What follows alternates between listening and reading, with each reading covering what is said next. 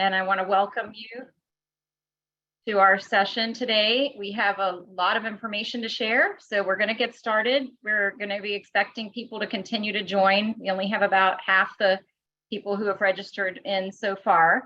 But I'm going to start by introducing our President and CEO, Jim Hodge, to welcome us today.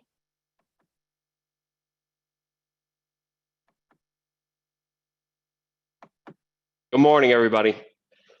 It's great to see everybody. It's kind of amazing how time flies. It seems 5 years ago we were doing this, having no idea what was in store of us for the future with COVID and everything else. And we're back getting ready for the next 5-year cycle. And during the last 5 years, you know, we've listened, we've learned a lot, and we're ready to move on to, you know, hopefully a post-COVID world and how to meet the needs of this community. So you're going to have I'm going to be very brief. You're going to have a lot of information shared with you today.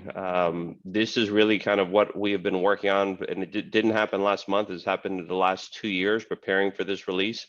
I do want to thank Dr. Lori Hansen, and there'll be other presenters today. And then there's an army of people behind these presenters that work at the Trust that have got us to this point, and that will be working in the next couple of years to get this solicitation out, get us up and running, and serve the community.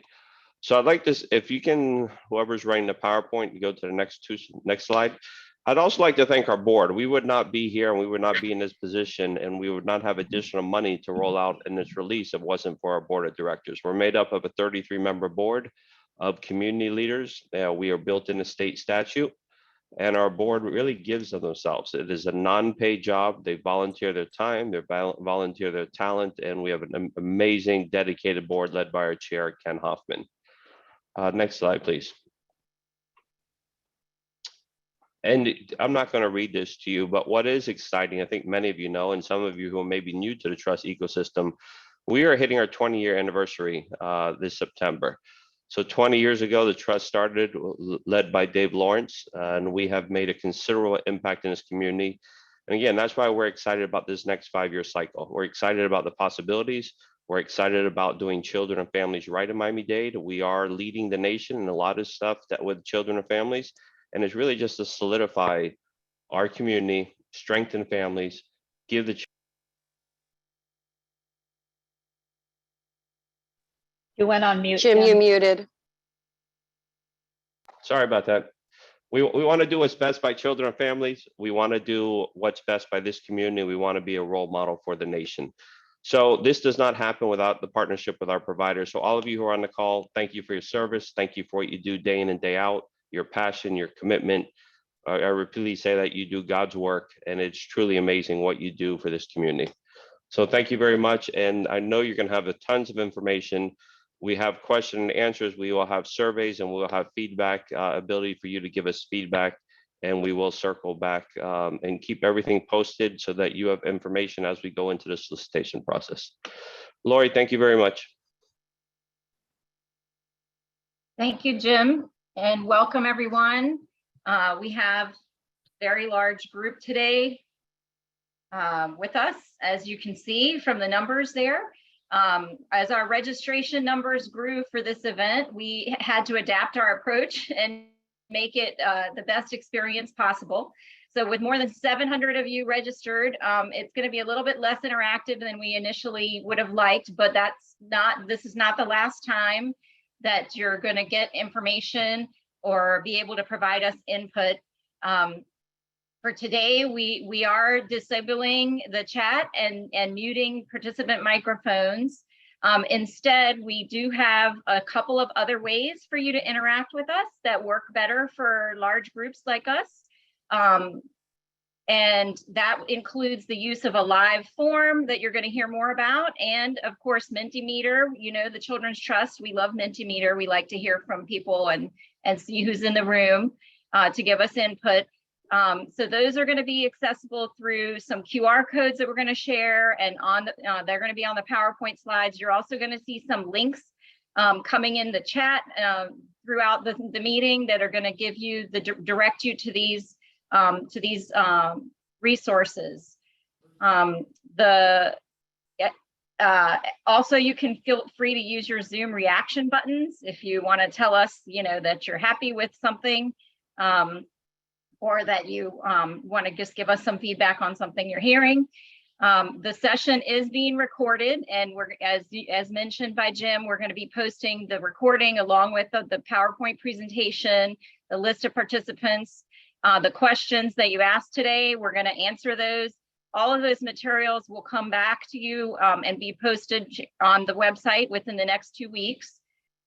So to just keep in mind that to have the best functionality and experience today, that is to look at the slides in Zoom, and also be able to complete the polls in Mentimeter, give your input on the live forms. It's going to work best if you're on the computer, on a computer as opposed to a smartphone. You're going to hear from 3 of us at the Trust today about different aspects of the strategic planning that we've started, and some of the potential directions that we are considering for youth development in the new 5-year funding cycle. We're going to pause for you to enter your input and questions into the live form after each section.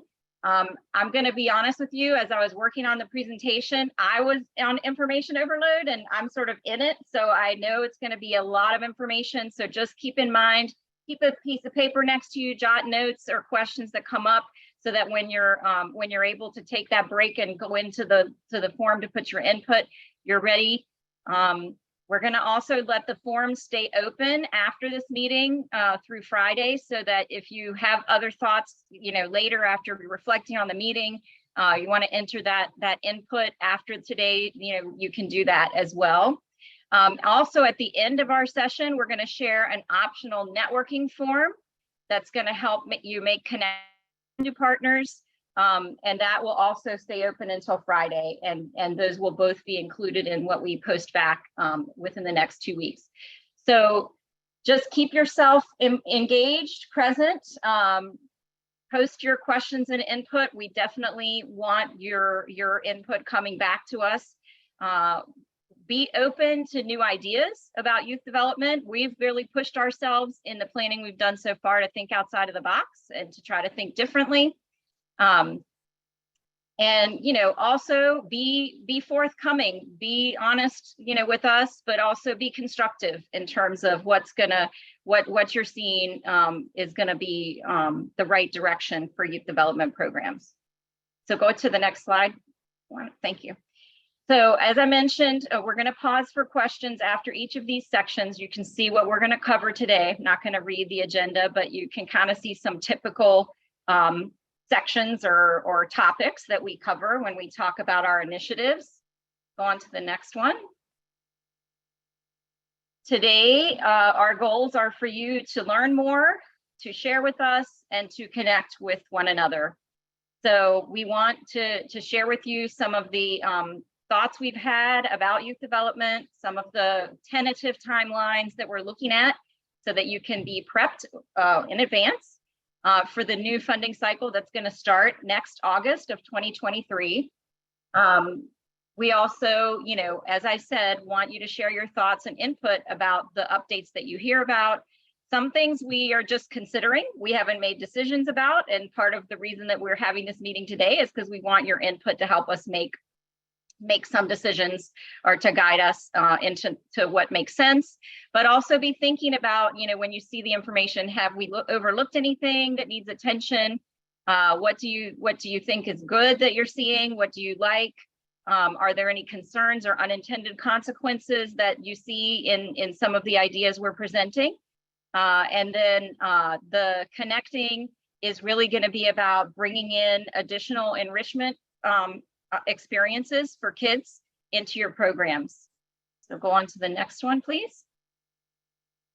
Just as some background, the Children's Trust has been working with Q&Q Research Associates to gather some key stakeholder input from parents and from kids. Over the last month, we started working on focus groups that have been across the county, and I want to say a million thank yous to those of you who have been part of helping to set up those focus groups for us. Several of our current summer camp providers and different community partners that we have been helping us to host. We're in total, we're going to have 16 focus groups with parents in 3 languages. Some include fathers exclusively, some are focused on immigrant families, parents and families of children with disabilities. And then we have 12 groups in total that will be with children and youth. Some, earlier grades, like our elementary, 4th to 5th grade, middle school and high school kids. And we've also arranged a focus group with system involved youth, working with the Juvenile Services Department at the county. We've also had a couple of listening sessions with our juvenile justice and dependency systems partners and some CBOs that serve that population. You'll hear more about that in terms of our interest in getting your thoughts on that group. And soon we're going to be rolling out a community-wide online parent survey that's going to cover all areas of trust programming, not just youth development. So you'll be hearing about how you can help us get that input from parents. But today's session is really focused on input from the provider community, from you all who are here today. So let's go to the next slide. So we already kind of mentioned there's a couple of methods for you to give input. The first two are anonymous. So there's going to be a live form to get your written input and questions for each section. You can submit multiple responses per section. It's going to be helpful for us, actually, if you have 3 questions, if you submit them separately, because that way when we create the document where we put the answers, it's going to be less for us to have to manipulate. So after you click submit on the form, you'll see it once you get the link. You'll get a link that says submit another response. So you can just click that link right there and it opens the form again and you can submit another one. I think most of you are going to be familiar with Mentimeter polls, but if you're not, you're going to see a slide later that will have a website, menti.com, and a code that you can put in to be able to get to the poll questions that we're going to ask shortly. And then I also mentioned the networking form that we're going to share at the end of the session. That one is not anonymous. That one is optional if you want to share your contact information with others and make connections on partnering, potentially partnering together in the future. That's a form that we've created for that purpose. Let's go to the next slide. So I think most people know how to use QR codes now that COVID happened and we had to go to restaurants and look at menus by using our phone, but this is just a little visual to remind you. Let's go to the next. So now we are going to go. So now before we go into our information, we want to hear a little bit. I see there's 436 and counting people logged in. Oh, 439. So the numbers are going up, but we want to kind of get a sense of who's here in the meeting with us. So you can see if you go to menti.com, you can do this on your computer or your phone. And the meeting code is at the top of the slide there. It starts with the number 7859 4120. So we're going to just wait a few minutes and see if you can tell us who's in the room. We're kind of right. First question is about whether you're currently funded by the Trust for Youth Development After School and Summer Programming. This was a wide community invitation, so we're really reaching across the community, hoping to get lots of perspectives and input today. And it looks like we're running a neck and neck here. So there's about 444 people in the meeting. Some of you are just joining. If you're just joining, we're doing our first Mentimeter question. Go to menti.com and use the code at the top of the slide here that you see. And let us know if you are a currently funded Children's Trust Youth Development provider or not.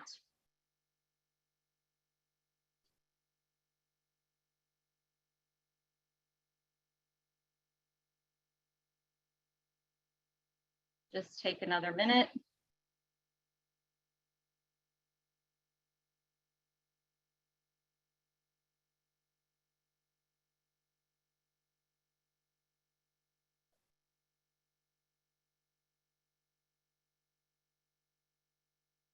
It looks like about maybe half of you have responded, so we're going to just keep giving you the chance to type in those numbers. I know it takes just a couple minutes to get to the site. And to enter the number, once you have the number in, you're going to see the other questions much more quickly and easily. So we'll just hold for one more minute. We're up to about 250 responses, and we have 450 people in the room. So want to hear from everybody if we can.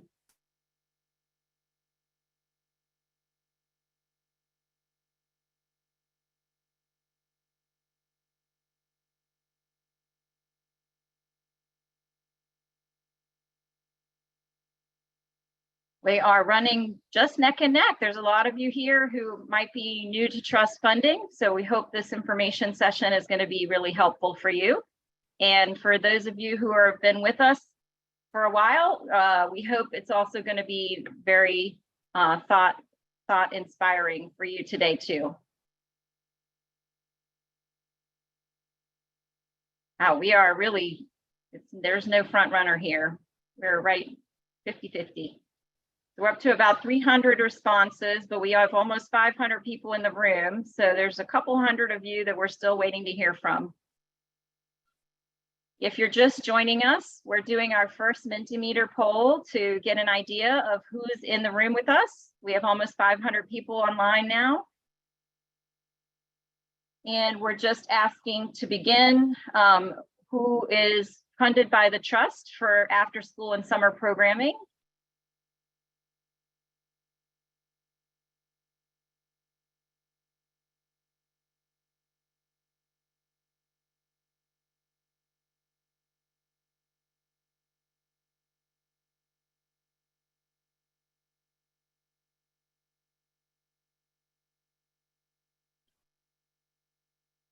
Go to your Mentimeter on your computer or your phone. You can use either one. Looks like our responses are slowing down. Oh my goodness, look at that, neck and neck, 160 and 160.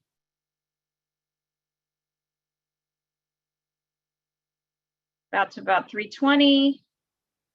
I'm just going to give it one more minute and then we'll go to the next question. You can, even if you didn't answer this first question, you can still join and with the next question. So you can still be getting ready, going to menti.com on your phone or your computer and enter the code for this survey question 78594120. And you're going to see this question. You can let us know if you're trust funded or not. We have a really nice mix in the room today. Looks like some new providers, some new stakeholders, and some current providers. The link is on the slide, but it's also being dropped into the chat. You'll see it there. So as people join, we're dropping it in again. That's because when you join, you don't get to see the chat history. So okay, I'm going to go ahead and assume that these are pretty representative responses, that we're about half and half currently funded providers and new folks in the room. And we're going to go to the next question. So in our youth development programming, we offer after school programs, summer programs. Some providers just do one or the other, and then many people offer year-round programming. So they have after-school programs and they also have summer programs. We also recognize that there might be some people in the room that are not currently providing, but are interested in learning more about what the Children's Trust funds. So we have an option for none. So tell us what timeframes you offer your youth development programming if you're doing programming. Is it during the school year, during the summer, or both?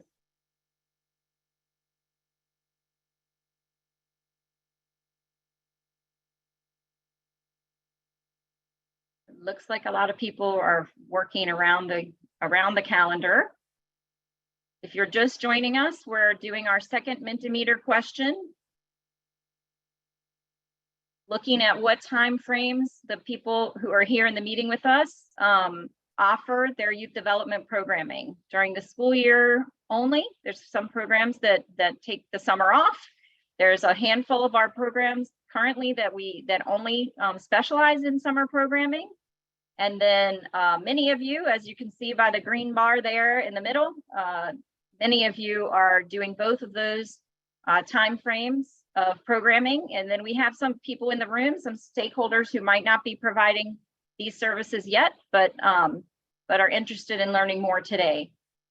So go to menti.com, put in the code.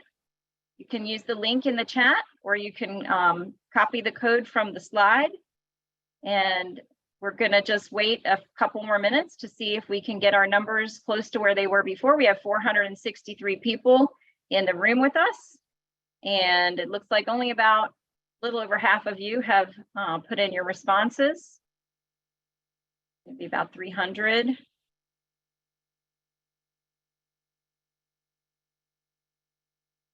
Okay, so I think we get the idea here that mostly your guys are working with kids around the whole calendar of the year. So we'll go ahead and go to the next one. So this one is just asking about your role in your organization, just to get a better idea of the people who are here. Are you in executive leadership? Are you in program management? Are you a direct service staff person? We might have people in the room who are enrichment partners. That may mean people who bring in, you know, a program to a after school or summer camp by bringing in, you know, an arts component or a robotics element. That's what enrichment partner means. So we have a lot of leaders here. Executives and program management are in the lead, it looks like. The link to the Mentimeter question is in the chat and also at the top of the slide. Follow the link and use the code there.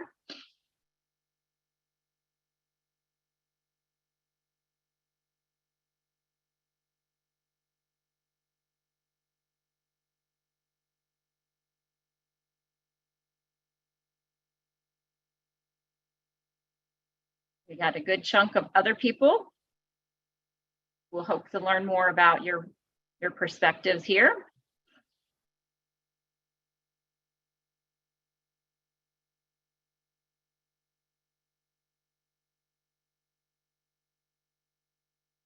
We're up to about 200. We have 466 people in the room, so we'll just wait one more minute. I think we kind of have an idea of the pattern here. We need to reach a few more enrichment partners, it looks like.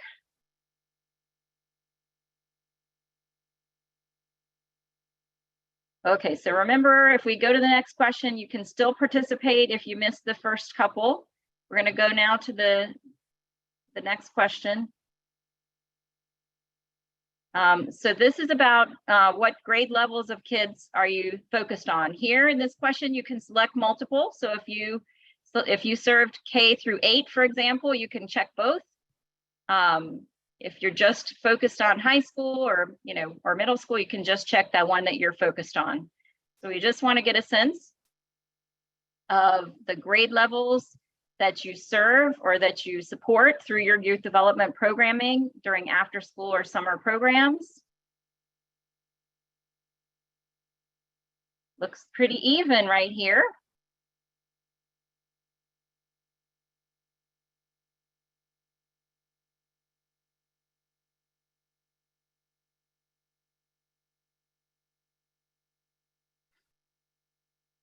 Let us know who you're serving. Follow the link in Mentimeter, menti.com. The link is in the chat, and also the code is at the top of the slide. This is interesting. Just as a note, side note, the Children's Trust has a lot of funding in the K-5 space with our programs. So it's interesting that we see a lot of you more evenly serving across elementary, middle, and high school.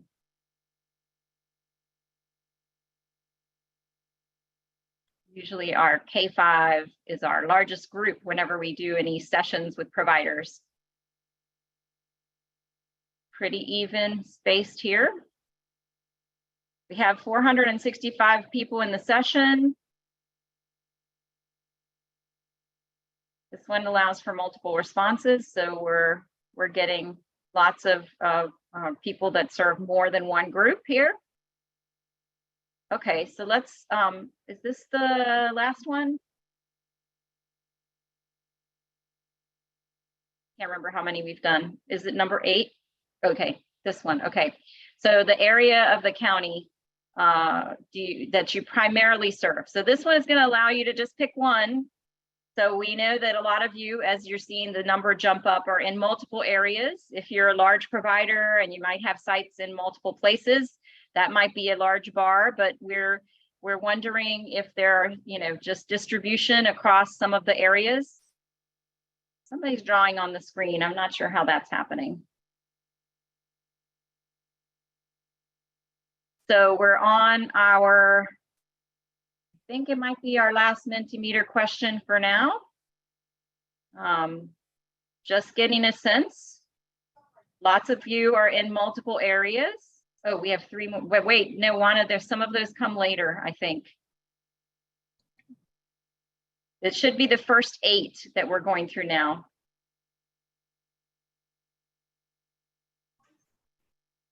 I can't see a page number. Yeah, we're on slide 5. We are. Okay. Okay. More to go. Okay. All right. So it looks like, many of you are across many places in the county, but we've got a large representation in the Northwest and then kind of spread around. If you piled up near South and far South, they would be about neck and neck with Northwest. All right. We're having a little drop off, I think, in our participation. We have about 250 on here now, and there's 465 of you guys here. So just a couple more questions to go on here. This is helpful for us to know who's here and to share back who we've heard from today. So this Mentimeter question, if you're familiar, go to menti.com, use the code at the top of the slide, use the link in the chat.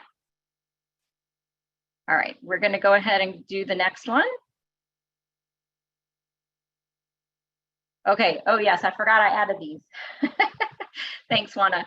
So, okay, this is an open one. And before we start to tell you what we're thinking about for youth development, we want to hear from you just a few words that could describe your dream program for after school and summer camp. So this one takes a little bit more effort, a little bit longer, but it might give us a little bit more meaningful information.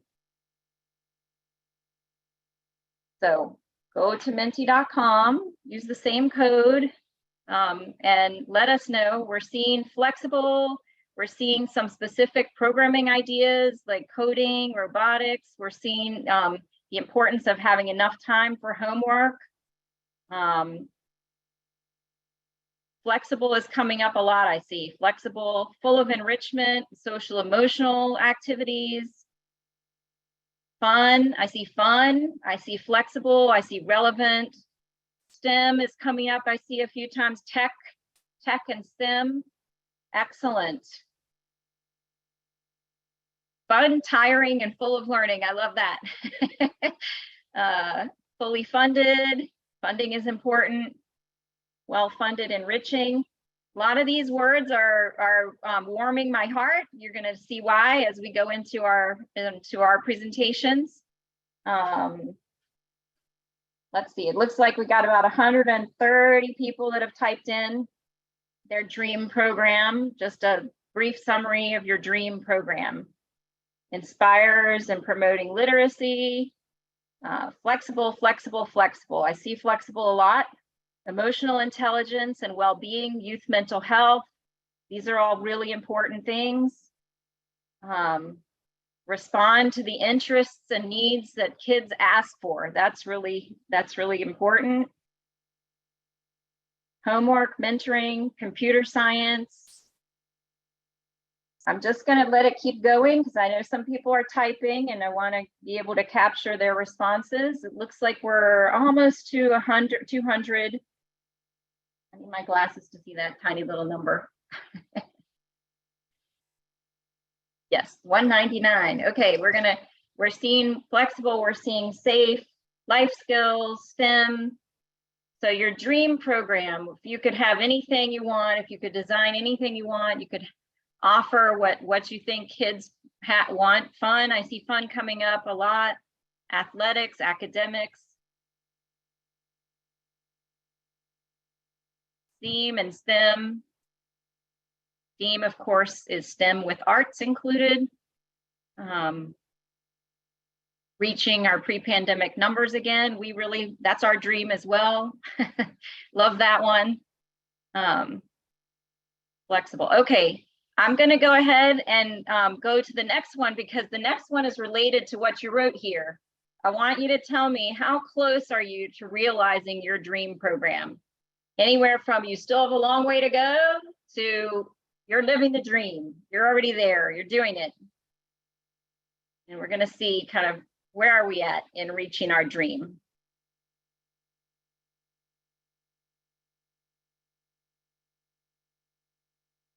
If you're just joining us, we are doing a few Mentimeter questions to get an idea of who the 473 people are who are in the room in the meeting with us. We just talked about what characteristics make up your dream program for after school and summer programs. And this question is asking how close you are to realizing the dream. We're at 180 responses so far. We're going to wait a few more minutes for you to tell us. It looks like your guys are on average, like most people are sort of halfway there. There's a few people that are living the dream. There's a few people who still feel like there's a long journey ahead, but there's most people in the middle here.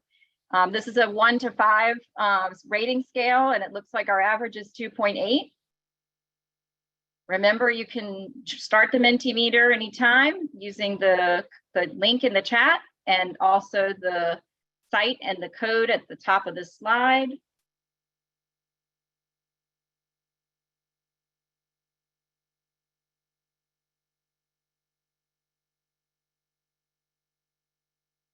All right. Well, this is pretty good. You know, we're partway there, so this is good. Let's go to the last question for Mentimeter for now. So tell us, so for those of you who feel like you're not quite there yet, what is keeping you from realizing your dream program? What are the things that are holding you back? Kids, hopefully not the kids who are participating. Maybe, oh, look at everybody's funding. All right, money. All right, we hear that. We hear that. Logistics. So will money really solve all problems? Think about what it would take to implement your dream program. If you had all the money in the world, would everything be perfect, or would there be some other challenges to overcome? I see staffing, which I know is also related to funding. You need to be able to pay your staff livable wages and retain your staff and have high quality staff. For those of you, if you're just joining us, we have about 470 people in the meeting, and we're just doing a few Mentimeter questions. We just talked about what your dream program for after school and summer would involve, how close you are to reaching it, and what is keeping you from, what's holding you back from getting to that dream program. And it looks like the majority of people feel like it's the funding. Some people are mentioning staffing. Some people are saying regulations, knowing where to start. Okay. So let's go ahead and go back to the PowerPoint one-up. We'll go back to Mentimeter later. Thank you, everybody, for participating in that. Now I'm going to give you another thing to participate in. You can scan this QR code or you can click the link that's going to come in the chat to this live form. So this is a Microsoft form link, and it's going to give you the opportunity to tell us what section you're commenting on and to add either a question or a comment, your input, right? So we have two different fields, and if you could help us out by putting your questions in the question field and your input in the input field, That'll help us sort out the document that we share back with the questions and answers. You're going to get this QR code in between each section, and we'll take a pause when we get to each section. Just a little reminder that there are some Zoom reaction buttons too that you can use throughout the meeting to give us feedback. But and I'm gonna also just, I already said at the beginning, we have a lot of information to cover. Even for us, I think it sometimes feels a little bit like information overload. So just remember, we're recording this session. The PowerPoint will also be shared when we share the recording and the questions and answers. So you'll have references to go back, but maybe you might want to have a little notepad or have a window open on your computer where you can be jotting down questions or thoughts as we go through some of the slides. Let's go ahead and get started. Go to the next, thank you. So youth development is the Children's Trust's largest and longest standing investment. So the very first programs we funded as the Children's Trust were summer camps in 2004. That followed immediately by beginning after school programming in the 04-05 school year. And since that time, we have had continuous funding for after school and summer camps. Perhaps some of you have been on that journey with us since then, and many of you have joined us along the way, and some others of you are here to learn more about what we're doing. Currently, we fund about $57.3 million in youth development, and that makes up about 35% of the Trust's total program budget. So that's a pretty big chunk. This is definitely our cornerstone initiative at the Trust. So why do we fund it? What do we want to accomplish from this? So if you will, this is our theory of change. This is our reasoning for why we have this large cornerstone investment. We believe that if we provide safe and enriching, high quality programming that meets age appropriate needs for kids from school age kids from beginning to end, K through 12th grades, that support academic, health, and social emotional wellness, then kids and youth are going to succeed academically and have minimal risky behavior involvement. So that's really our big why. So we have a few aspirations for the new funding cycle. I'm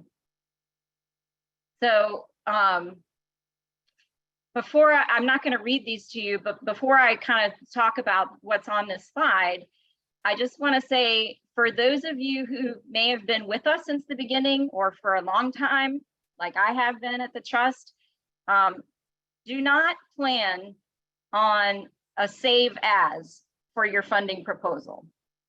You cannot simply, propose business as usual. Don't let yourself run out of time. We're giving you a lot of time right now to think about your program and to start designing and ideating and thinking outside of the box. Okay, we're not doing a business as usual proposal here or RFP that's coming. Don't get complacent.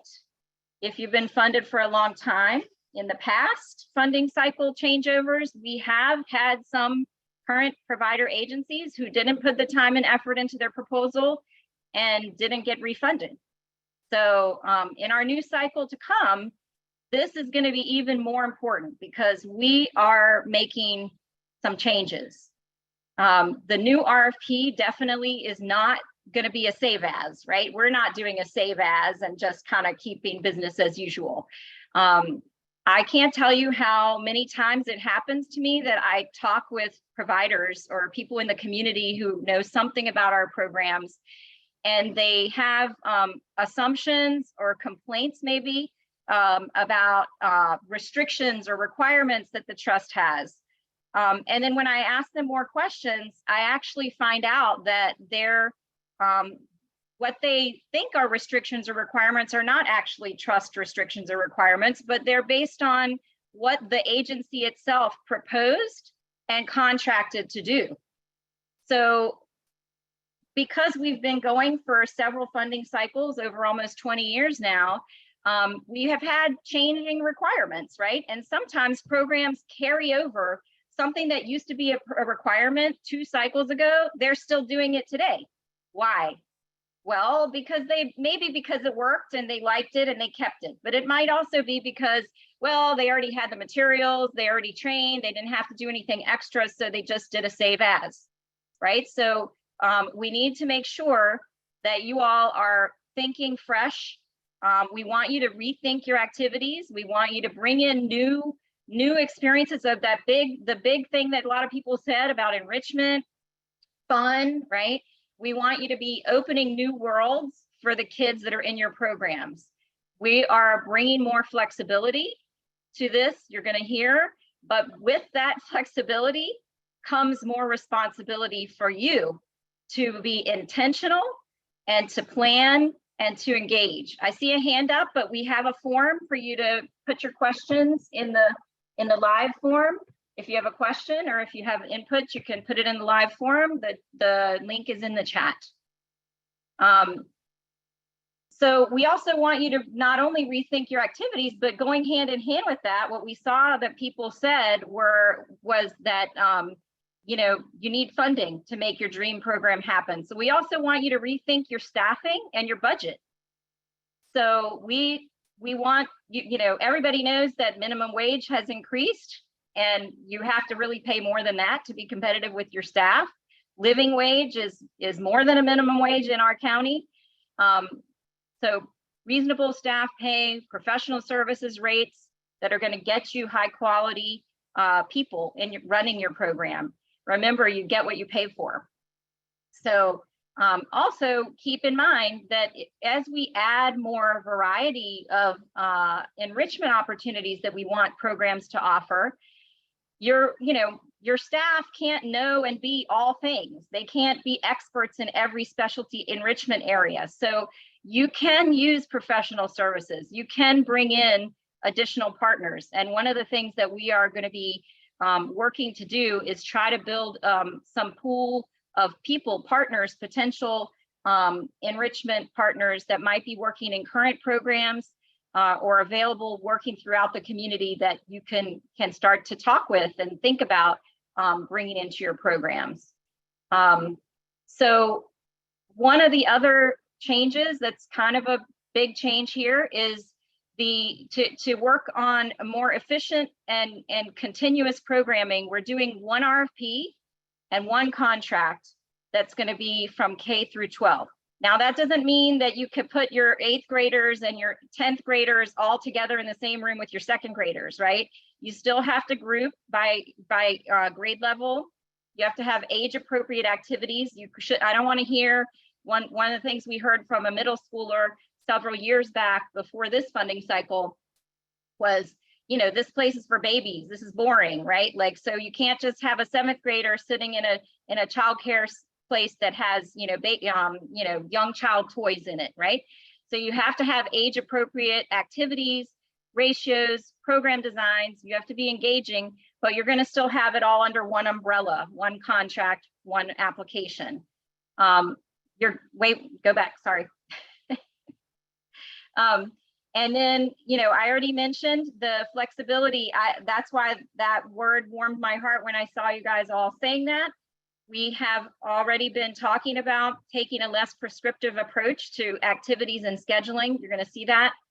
And then the variety of enrichment. We want kids to be exposed to more than just reading, fitness, and SEL. So if your program has been doing that for 20 years and you haven't had enrichment, then you need to bring in enrichment. And many of you have been doing enrichment. And so how can you spice it up and take it to the next level? And then lastly, one of the big aspirations here for us is to streamline our outcomes, reducing data collection burden, but also collecting more meaningful results. So you're going to hear more about that. So let's go on to the next one. So I already mentioned the current amount of programming funding that we have. Oh, I'm sorry. So one of the clarifying questions I see in the chat that somebody asked was, no, you don't have to serve K through 12. You can, basically your proposal is going to be by the elementary, middle, or high school. So remember that little donut chart that we saw where we saw there's a pretty even distribution across the group here. You can propose to do elementary and middle, or only elementary, or only high school, or only middle school. Whatever your focus is, you can propose that. If you propose multiple groups, you may or may not get recommended for funding for all the groups, because part of the review process will be looking at whether you have the age appropriate activities and program design for each of the different grade levels. So hopefully that answered that question. So we are right now planning, we have 168 programs that we fund. July 18th, in a couple weeks later this month, the board will be approving the release of this solicitation and adding $4 million to the pot. We know that it's going to take more funding to maintain current programming because of the mention before of increasing wages and program costs. The board recognizes that. They have had that explicit discussion in their planning retreats the past couple of years. So they understand that we need to add money even just to maintain our current programming. We also hope that we can expand where warranted, right? We don't want to add more slots in places where they're not going to be used. But if we do have places where there are more slots needed, we would like to explore being able to bring those in. Now, right now, they're approving this $4 million increase to the release, but our revenues are increasing, and it's possible that with board priorities, there could be a recommendation for additional funding. Separately, let's see, hold on, I'm just looking at the chat. For one contract for the provider proposed to serve various groups at different times. Yes, so you're going to propose by time frame how many slots for each of the grade level groups. But we'll get that's part of the flexibility. The other thing connected with funding, which I'll mention again later, is that we do have about $500,000 that the board has now approved to support individual children's inclusion in programming when they have significant accommodation needs. So I'll talk a little bit more about that when we talk about the children with disabilities population. Let's go to the next slide. So for about half of you who are familiar with the Children's Trust, you probably don't need this slide, but for the other half of you who might not be as familiar with the Children's Trust requirements and eligibility for direct trust funding, we wanted to make sure you had this orienting information. So the trust, to be a trust contracted agency, you can be a governmental entity, for-profit, not-for-profit, faith-based. You must be registered with the SunBiz Corporation's site. You may not be a county, Miami-Dade County public or charter school, and you must have a recent agency financial audit that is either submitted with your application, or for those of you who are funded by the trust, you know that you have to submit your audit every year. And so it has to be up to date and on file with the trust. Now, keep in mind that this is, getting the direct trust funding application is not the only way to receive trust funding. You can also partner with lead agencies that meet these criteria and be a professional service provider or a subcontracted provider under someone else's main contract. Then you would not have to meet the fiscal audit requirement, but you still cannot be a public or charter school. Let's see. So there's a question that's coming into the forms about how an organization needs to be established as an enrichment partner. And the trust does not micromanage our professional service partners or our enrichment partners. Really, that pool of people right now has been managed by the currently funded providers. So they have gone out and sought, maybe a martial arts program or a music element or a sports enrichment aspect to bring into their program. Those are really vetted by the providers and decided upon by the providers. What the trust is trying to do in this new cycle to help infuse more enrichment activities into our existing programs is to just shine a light on those enrichment partners that are already operating in a trust program. Some enrichment partners also may not be in trust funded programs, but may be operating in other after school and summer camp spaces. So the networking forum at the end of the session today is going to be a place where enrichment partners or lead agencies can put their information in, say what enrichment areas they work in, what their history has been, give a website maybe link to more information. And then you will have a way to do some matchmaking. Enrichment partners can call up, the lead agencies that say they're looking for different partners. Lead agencies can vet the list of enrichment partners that maybe already have some references and some experience doing this work. And then, that's why we want you to meet each other now before the solicitation comes out, right? So now this other slide here is just a point to say that we, most of you already do this, but there are a couple exceptions. And we're really seeing that to have the most effective communication with our programs, to have the effective continuous quality improvement that we want to see in our service delivery and meeting our implementation requirements.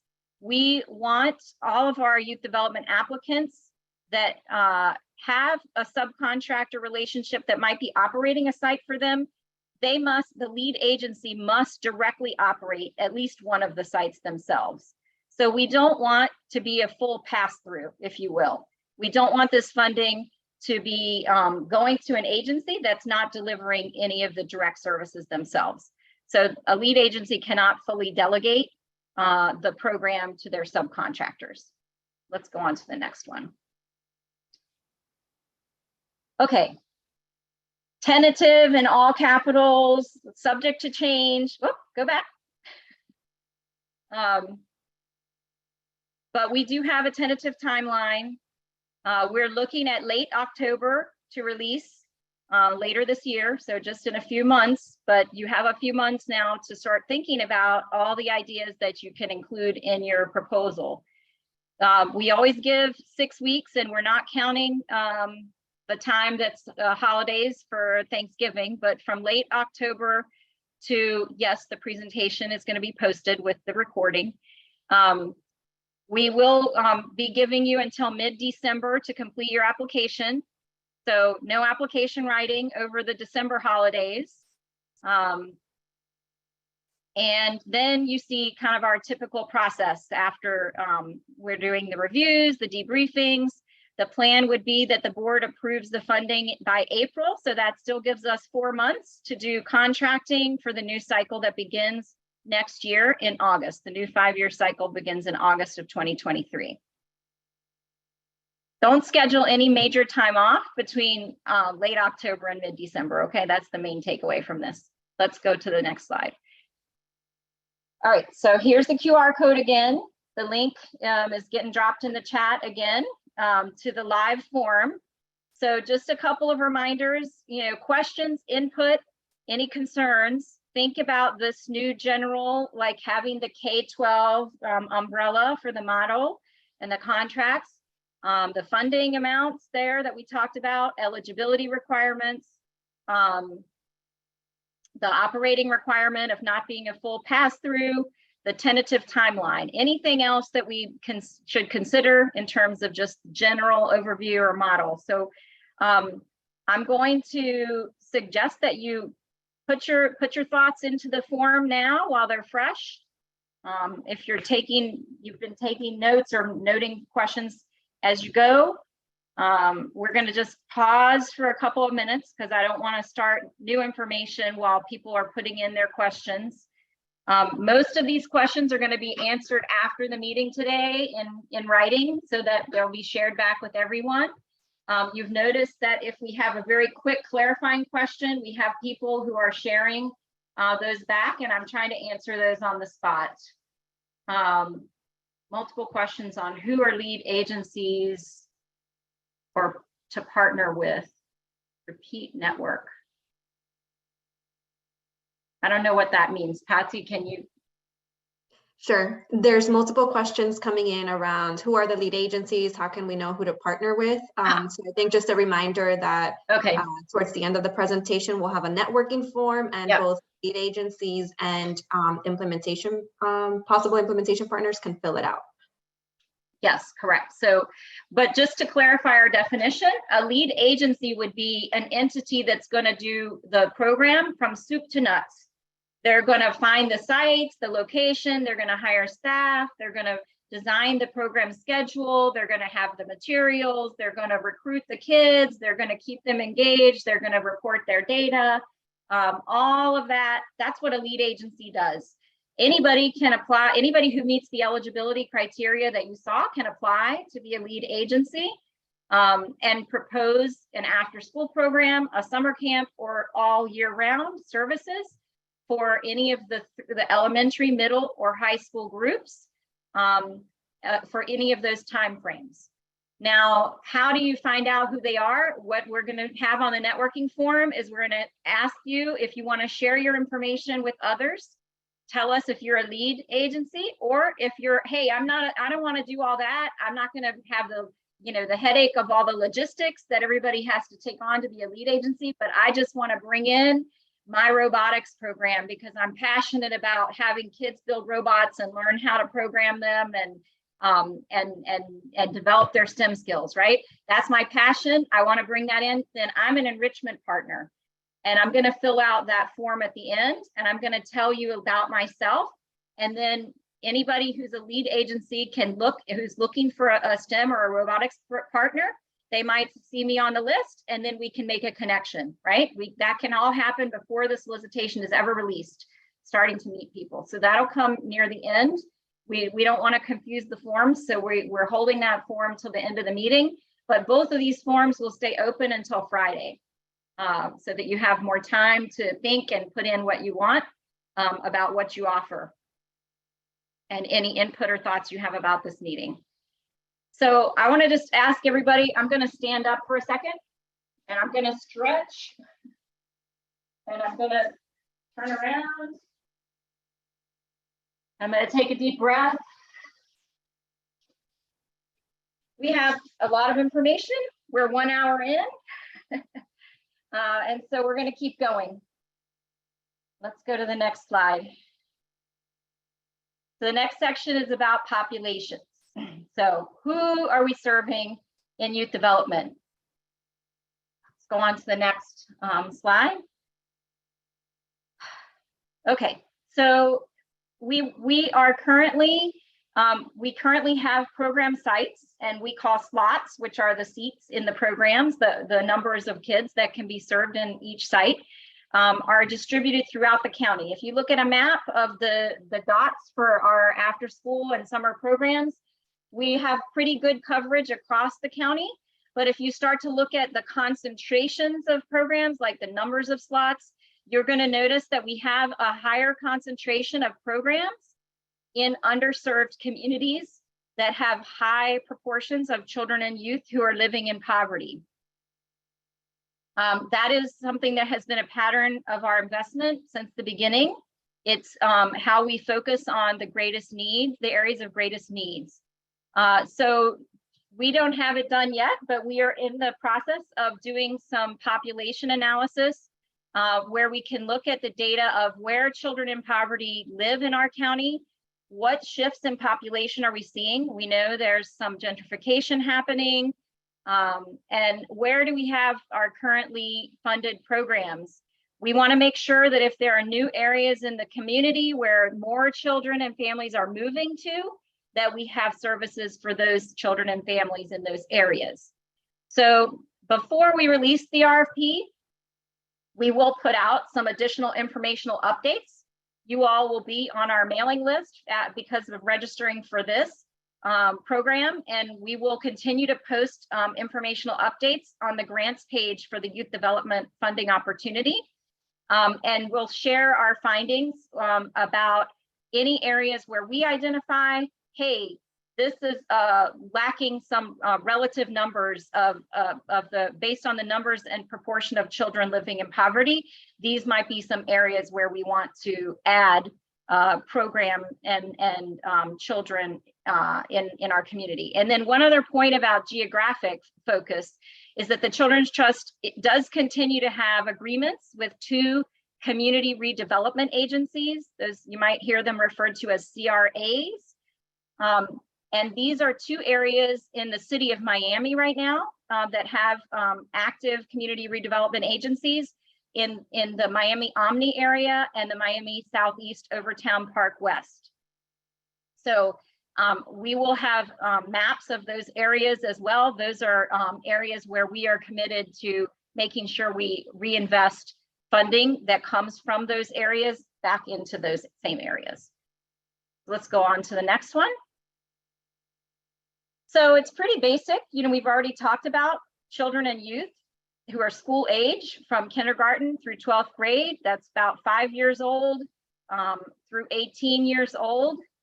We're tracking them as elementary, middle, and high school groups. Children can be served starting the summer prior to entering kindergarten. So that does mean you might have a few little straggling 4-year-olds who are going to turn 5 by September 1st of the school year.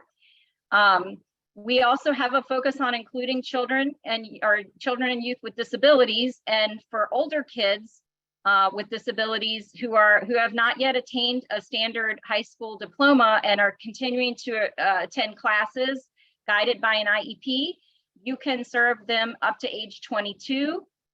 And then the other age extension is for youth transitioning out of foster care. There's a couple of different programs in the state that support those youth, and you can see that those age extensions go up for those different programs. We'd recognize, for those of you who have been in that space of serving young adults, let's say, in this initiative, that we've had some data reporting limitations in the past, and we are aware of those. And what our goal of a new cycle is that we solve the limitations of being able to report on these kids who are ages, let's say 19 to 22, 21, 22, 23. So let's keep on going. So we do have a couple of changes related to children and youth with disabilities. We're increasing the floor of the minimum percentage to be included, and we're also increasing the resources to support inclusion. So based on, there's a lot of trends that are showing increasing incidence rates among children and youth for many types of disabilities, but especially, you know, some of the more social emotional, mental health, emotional regulation are all sort of on the increase if you look at epidemiological studies. Also, when we look at our past performance percentages of our current programs, the percentages are quite high. On average, for our K-5 programs this last year for renewal, we had 20% of children with disabilities included. And for our middle and high school programs, we had an average of 26%. So we are proposing that we increase our minimum percentage of inclusion of children with disabilities from 10% to 15%. Now, programs applicants can also, as they always have been able to propose specialized programs where they serve more than, let's say, 40, 50% of kids with disabilities and have specialized programming for them. But for those programs that are doing more general inclusion program, including kids with disabilities with the general population, we do provide a number of inclusion training supports through our Trust Academy, which is our supports for funded program providers. The Advocacy Network on Disabilities is one of our Trust Academy partners, and they do training and support for provider staff on how to include different kids. They come out and do individual consultations, but they also have a family and neighborhood support partnership that's focused on people with significant challenges and accommodation needs. And in that grant, they have $500,000 available to meet program inclusion accommodation needs of individual participants. So this is a process where, for example, some programs have been able to say, hey, I have a hearing, like there was one summer camp that had a child who needed a sign language interpreter. And when they were able to bring that interpreter in, they were actually able to enroll several kids who were able to use that sign language interpreter and be included in that summer camp. Some more simple, basic accommodation funding that could be covered would be, you have a kid in a wheelchair and you need to pay the extra money to get the wheelchair lift when you take a field trip and get a bus rental. So if you don't have that in your budget because you weren't counting on that, then this is a place where you can tap into some additional funds to make sure you're including children with disabilities. Yes, specialty programs only for children with disabilities are funded by the trust. We like to focus on inclusion, but we also do recognize that some groups of kids may have particular needs or interests and could be met by more therapeutically oriented programs. Those programs are expected to, be very specialized and show that they're meeting the needs of those kids. Also, keep in mind, one of the things we're thinking about is in our future program metrics related to children with disabilities. We want to get beyond just saying how many kids and what percentage, because one kid is completely different from the next kid. And one kid might require 10 times as much effort as a different kid.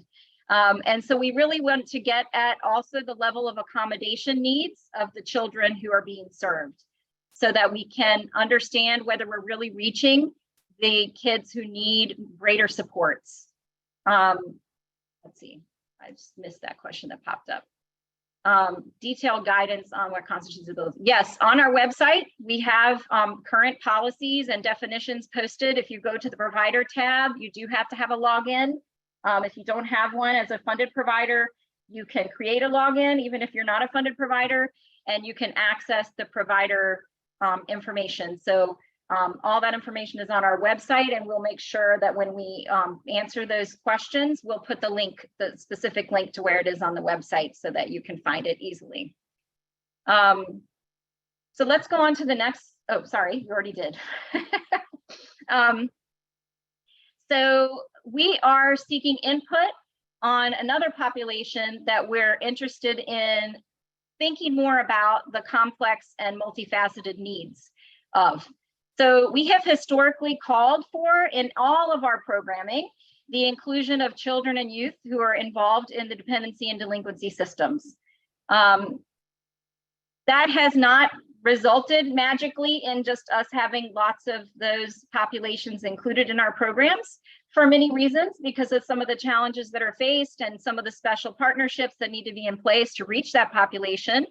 It's also a discrete population. There are not millions of these kids. There's a certain number of them, and some of you in the community are specialized and experienced in reaching out to these system-involved kids. And so we're interested in this new cycle in thinking about new and better ways to support vulnerable, hard-to-reach youth. So those kids that aren't just going to pop up their parents first in line when your enrollment opens, right? We're looking, in particular, we have an interest to look at high school age youth who might not be engaged fully in school or work. Maybe they're way behind, they're not on track for graduation. They may be at risk for or involved in youth violence, either as a victim or as a perpetrator. They just feel they might have some system involvement, or they might be in some prevention programs where they've had some brushes with system involvement. And this, we don't really have a lot of decisions or discussion to tell you that we've made decisions on. You heard earlier when I talked about the input, we've been having some targeted listening sessions with maybe some of you who are here today were part of those sessions, hearing from community-based organizations that are working in this space. and talking also directly with the systems partners that are involved. But in your input form for this section, we really are looking for your thoughts about the best approach to programming for this group. I will just say right off the bat, what we've heard so far and what we recognize is that kids in this space need more than just an after school or a summer program. They need really wraparound supports. They need therapeutic supports, perhaps trauma-informed supports and other health services, care coordination. And those are all services that are available through other trust funding. Our family strengthening programs have trauma-informed cognitive behavior therapy. We have care coordination available through our family and neighborhood service partnerships. Many of you might be involved in some of those. But just thinking about the piece of youth enrichment and youth programming, that might be like a carrot. It might be a spark for some of these kids to get on a new path. We really would like to have your thoughts, in that input form. So if you still have the form open, the link that you had before, you can give us your thoughts on that population. I just saw a couple of questions pop up. Hold on a second.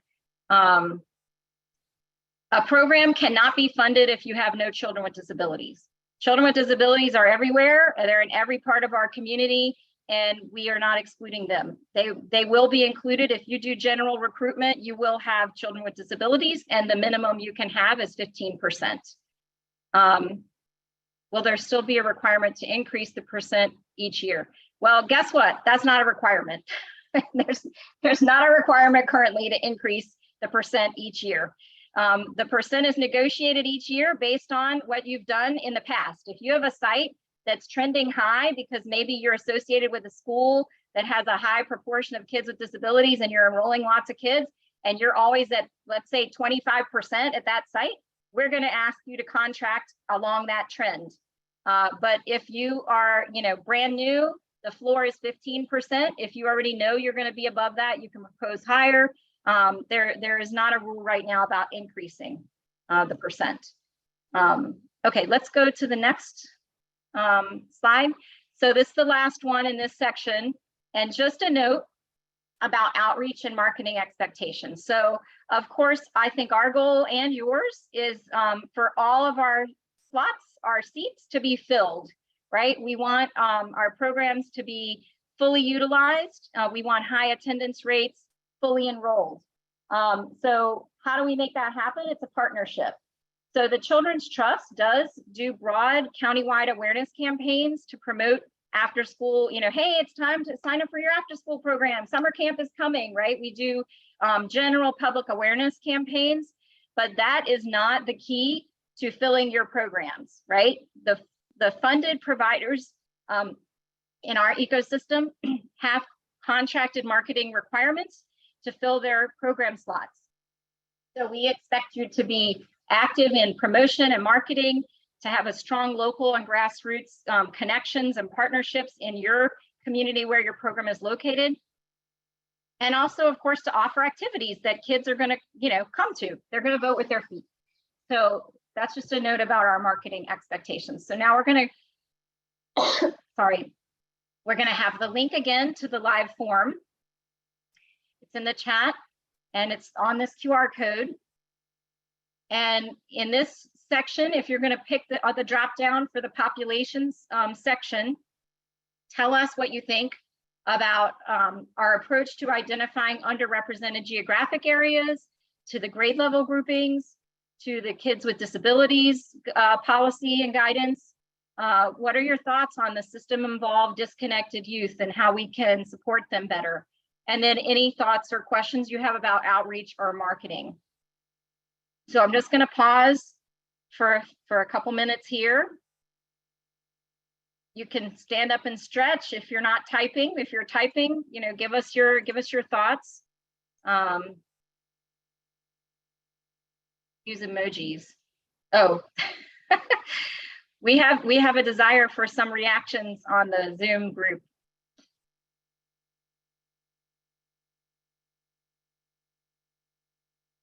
Reactions. I'll give Yesenia a thumbs up. Thank you, Lori. I actually do see a few thumbs up, a heart, so things are looking good overall.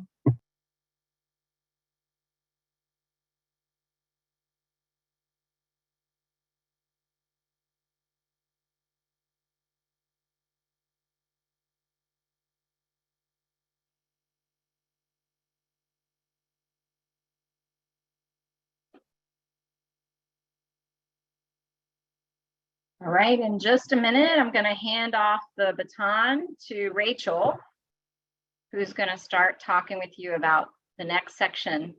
So wrap up any last comments on your input for populations. And Rachel, you're ready to jump in? I am. You Awesome, ready to thank go? you. Go ahead. Okay. Thank you, Lori. All right, good morning, everyone.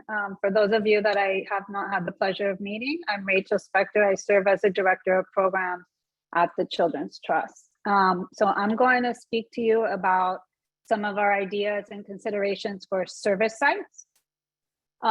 Starting with the program environment. So we believe that the environment, both the indoor environment and the outdoor space, are indicators of program quality. So we want to make sure that any space where you're operating your programs is a safe place for children, a comfortable place. It allows for engagement between staff and children and between children themselves. And it's a conducive to a learning environment. The space should be suitable for a wide variety of activities. So we are going to have some physical activities as well as some quiet activities. And so we have seen in our current situation sometimes where there's not optimal spaces, such as very large rooms, maybe school cafeteria. So we hope that your spaces will lend for a variety of different types of spaces to accommodate all the activities. For the elementary age grades, the DCF licensure, of course, is required. If you are eligible for a license exempt, if you're a license exempt entity, we hope that you will consider acquiring a DCF license, as we believe it is a baseline for a quality indicator. Next slide. So if you plan to use Miami-Dade County public school sites, we just want to be sure, we want to let you know upfront about the sort of the process and the different costs that potentially could be included. You would be required to get a letter of support from the school district in order to submit a school site. We recommend planning for 3 weeks to submit your application and whatever documentation they're going to require. We have the link included in the slide. The school district is not going, principals are not going to be giving out letters. So if you're receiving a letter of support, if approved, it will come from the superintendent to the requesters. So this ensures that the district grants administration offices is checking with all different departments in the school district to get approval, which really helps when personnel or principals, sometimes you have an agreement with the principal and then at the last minute, the principals change to another school. So this ensures that everyone in the district are on site on board with approving of that specific public school site.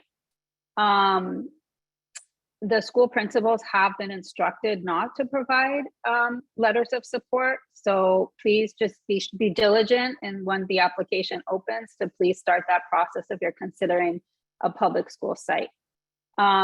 If you are awarded funding from the Children's Trust and you were approved for a Miami-Dade County public school site, we just want you to know that you will be required to complete either an affiliating agreement or a facilities agreement with Miami-Dade County Public Schools. The difference is basically based on providers who charge either a monthly or weekly fee and those that do not. So if you are charging a weekly or monthly fee, either during the school year or during the summer camp time, the school district is required to complete a facilities agreement, and there will be additional charges. The charges are set by the school board, so they are really not negotiable. But some of the potential charges, even if you do not charge for an affiliating agreement, are potentially around security or custodial staff to support on site. We are working with the school district to get some estimated costs, which will be included as a resource. So that will be available as you're planning out your budget. Okay, so ratio and group size. So continuing our focus on high quality programming, we are we're considering to keep the elementary child to staff ratio at 15:1, which is currently where it is. And we're establishing the middle school ratio and the high school ratio at 20:1. So 20 students to 1 teacher would be the minimum. To increase program funding and maximize the economy of scale, we are proposing the minimum group size that you see on the slide. For the elementary school, this is an increase. So this is an area where we would like feedback. Currently, the minimum group size per site is 30 for elementary school. So we would like to have some feedback. We will be continuing to, since the ratio is 15:1, we would continue to fund in increments of 15. So 45, 60, 75, 90, et cetera. And the same for middle and high school. If you are proposing, well, if you're serving children and youth, a very high percentage, I think Lori mentioned over 40 or 50% of students with disabilities, you can propose lower child to staff ratio and lower group sizes based on the specific needs of the population that you're serving. This also would apply to any other high need priority population. So you just need to justify, of course, the staffing and explain why the lower ratio is necessary. Moving on, okay, operating requirement considerations. So I think Lori mentioned in the beginning that you will have the option to provide services only during the school year, only during the summer, or what we consider year-round services. So that would be during the school year and the summer. And so what we expect, though, is that children during the after school in the elementary school, we expect children to serve for you to serve 180 days based on the Miami-Dade County Public School calendar. We know there are a few exemptions for some of our private school providers and religious school providers. You're also, as we currently have, available to provide full day services on teacher planning days and spring holidays. But remember that typically all of the students that attend after school sometimes do not attend on all the full days. So it's probably good to plan for some lower numbers on full days if you plan. It is not required to serve on full days, but it's an option. Again, always taking into account meeting the needs of the children and families we're serving. So we are, as Lori mentioned, conducting some focus groups with parents as well. So we are also getting additional input from families that are utilizing your services to inform us in this area as well. So you can see that we're considering for elementary school for the after school time, Monday through Friday services from dismissal, which remember the younger kids get out a little bit earlier than the older elementary kids. So dismissal till 6 p.m.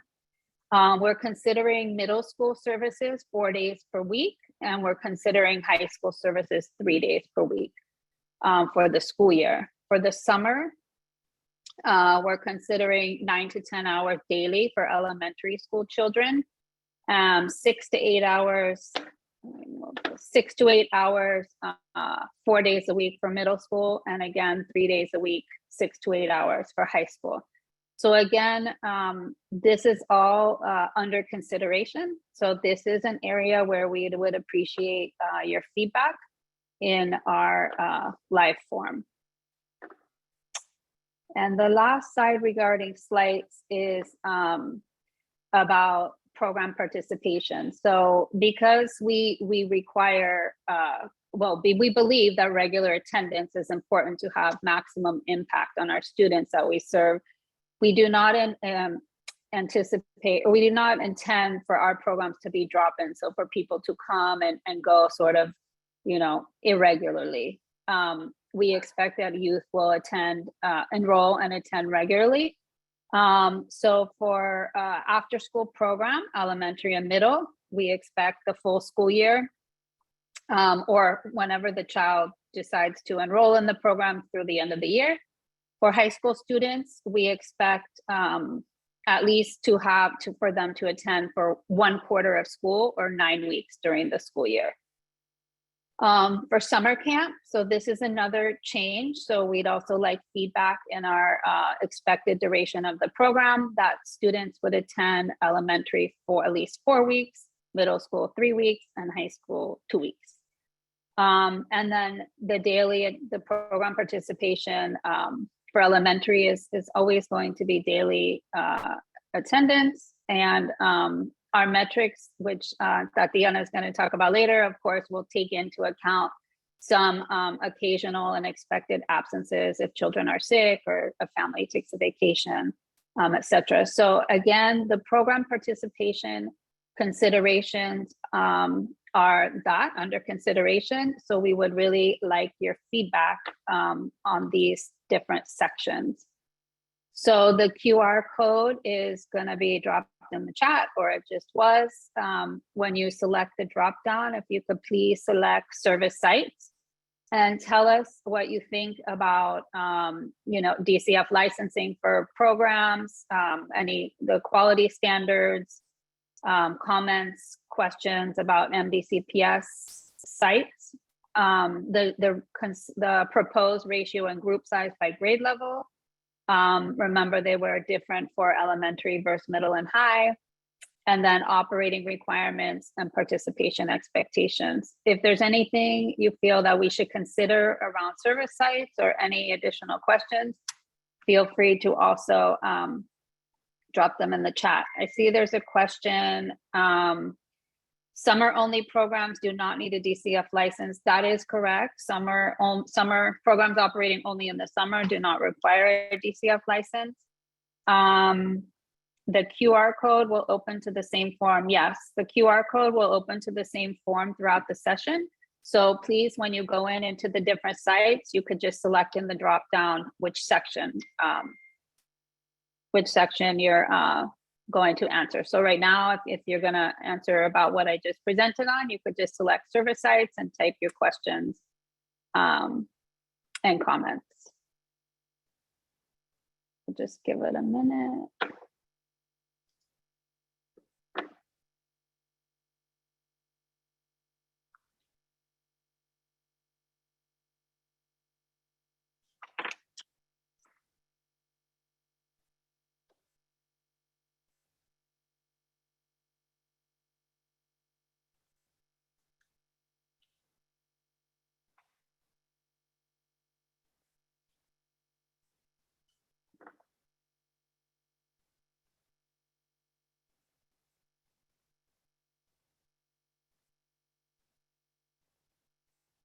Tati, let me know when we're ready to move on. You can move on. Yeah, okay. Yeah. So we're gonna move into program activities. So as Lori mentioned, when we did one of the first Mentimeters and everybody was talking about their dream programs, you could go to the next slide, Juana. It was very heartening to see that flexibility was a main word that came up with everyone, because our intention is to expect increased flexibility. So we would like to be less prescriptive and leave it more up to you all to design your programs, of course, with some guidance. So we're thinking about it, as you sort of see in this image, is that there's going to be a thinking block, a doing block, and then some cross-cutting strategies. So We really want to increase flexibility within all of our programs. Instead of specific amounts of time spent on academic or reading, fitness, SEL that we currently have, we want you to engage children and youth in more intentionally designed thinking and doing activities, what we're calling thinking and doing, which translates to didactic and experiential learning activities and experiences. So we want programs to create schedules that intentionally structure various enrichment activities that involve both thinking activities and doing activities, with approximately like half of the time spent in each type of activity. I'm going to dive a little bit more into each of the different blocks, and then some of the cross-cutting strategies that are, things that we expect to see in all programs. So, of course, with increased flexibility comes an increased demand on providers to really think about and design age-appropriate, engaging activities for all participants. So this is going to be a very, very important point to focus on in your application and start thinking about now. As Lori mentioned, this is not a save as. So for those of you that are current providers, you can see that this is a very, like a 360 almost turn from where we currently are. And so we've heard you, and we really want our programs to be engaging and high quality. So we highly suggest you spend some time really thinking about what types of activities are you going to plan to engage both types of learning experiences. So you can go to the next slide, Juana. I'm going to talk first about the thinking block and sort of what we're thinking about at this point. Again, this is all under consideration. This is what we'd really like to receive your thoughts, questions, and feedback. So we are thinking to require 2 to 4 enrichment areas, enrichment program area tracks, themes or rotations. So at least one is going to incorporate reading, writing, listening, or speaking. It could include subject matter tutoring support, such as literacy or math. But we want the activity, it could be an enrichment program area, could be playwriting, for example, and that would obviously incorporate all of those skills listed in the slide. So we want you to be creative in making, again, the activities engaging as well as instructional. During the school year, we are going to keep homework completion. We know that that is very important to families, and we know that children receive a lot of support during that time. So you can incorporate study skills and other types of activities. Sometimes the younger kids come and they don't have as much homework or need support, but we really want this to be a time of intentional instruction, right? We want the work and the staff to be really engaging in whatever work the student is engaged with from their school at that time. We do want to keep, for elementary school children, we do want to keep the differentiated literacy instruction. This is for children who are behind in their reading levels. We have a pretest that is conducted at the beginning of the school year. And this is important just for kids to have the opportunity to learn in a smaller group. So we have them right now, we have it set at a maximum of 5 students for 30 minutes, 3 times a year during the school year, and then 4 times during the summer. So we think it's really important. Literacy, of course, is the basis for almost all learning. So we want to make sure that children that are struggling a little bit in this area receive the extra supports. And then for the high school students, we want to include graduation supports. So this could be GED prep or tutoring, course recovery, SAT prep. We want to make sure that we are supporting students to reach their full potential and graduate from high school. Let me just see if there's no questions. Okay. For the experiential block learning, So we are going to require, or we're considering requiring 2 to 4 enrichment program area tracks, like I have mentioned before. So these would be activities that are more hands-on activities that are more experiential and more active learning. So this would be your STEM activities. This would be your different types of robotics, any type of activity, theater that involves making, building and doing. And we're going to show some more detailed examples of enrichment areas. And of these doing activity should be in relation to your thinking activity. So we don't want to engage. So if you're going to be doing some theme around plays, acting, and so we want everything to be connected. So you would be maybe in the thinking block, you would be writing the play and reading the play, and then in the doing block, you will be creating the sets, creating the costumes, and presenting the play. So we want everything to sort of move in synchrony, as you saw in the visual with the gears. So we want kids to be really engaged across the span of activities.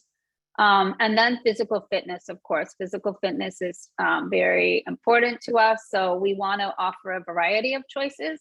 So it doesn't need to be Spark, which I know many people are doing, but we want to have a lot of choices. So if your students are really into soccer or football or dance or ballet, whatever the students are interested in, we want to really engage them. And so it could be that, every quarter during the school year, you bring a different enrichment physical activity, but we just want to make sure that choices are offered and all the students are engaged in something that's very fun, they're enjoying, they're exercising, and it could be related to the thinking block. So here we're showing many of our programs already include enrichment program areas. We spoke about it a little bit before. Currently in our 6 to 12 programs, they're required to have a specialty area. For K through 5, it's been optional. Many programs conclude it, some don't.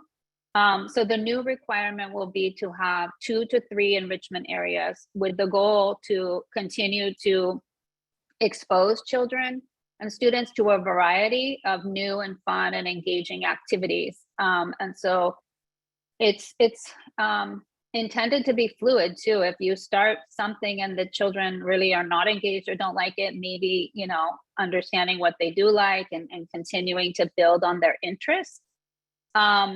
We don't expect every provider to be the expert at any or all of these different enrichment activities. So that is why we're really making an effort to include the networking aspect and to connect people to professional service enrichment experts if your staff, are not able to provide this. So there are a lot of small or smaller large providers and professional services that offer all of these different types of enrichment activities. And we are in the process of compiling a list of current and potential future professional service providers that will come out of the networking forum at the end. So if you are on this call and you are a professional service or a provider that provides enrichment program in any of these areas, please make sure you fill out the networking form at the end of the session. So we will be sharing folks' information. The reviewer guidelines, again, in the RFP, will ensure that applicants include multiple enrichment components and that you not only include them in your application, but through your staffing and through your plan, you demonstrate that you have the necessary expertise to deliver them as well. We want all of the activities in the thinking block, in the doing block, and in the enrichment activities to be high quality and engaging to all students. So I think right now, Juana, we're going to do a Mentimeter. And so if you could log on to, for those of you who have joined since we did this at the beginning, if you could log on to menti.com, there's a code at the top of the screen. I think that the link is probably in the chat as well. And you can just type in the code and respond to this question. So we're asking you, what enrichment components do you currently offer? And you can go ahead and select all that your program currently offers. So it looks like we have a lot of STEM and arts, some life skills and job training. So yeah, it looks like since it hasn't previously been required in K-5, many of the categories are for older youth. I see someone raising your hand. If you could log into the live form and ask your question.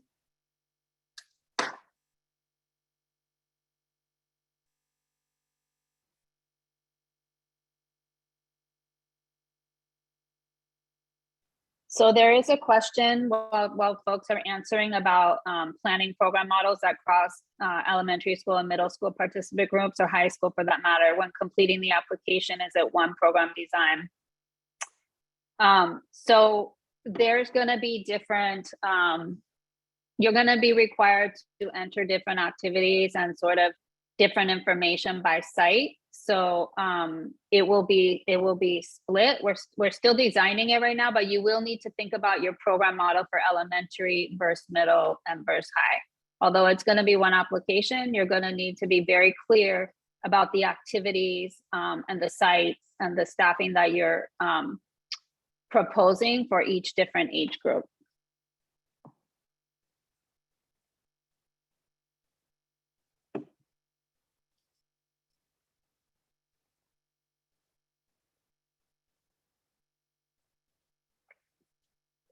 Okay, we have a lot of art programs and STEM programs. That's great. So again, for all of you who do not currently provide enrichment components, and for all of those professional service and enrichment providers on the line, we're going to make sure to collect everyone's information in the networking session so that our providers and our enrichment providers will be able to connect as you're planning your program.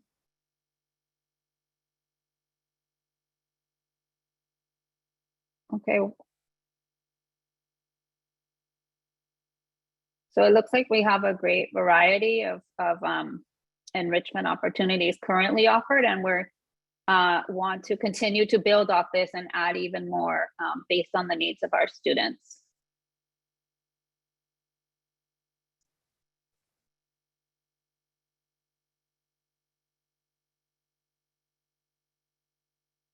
I think, Juana, we could go to back to this slide. Oh, we have another question. So how do you provide the current enrichment components that you all just identified?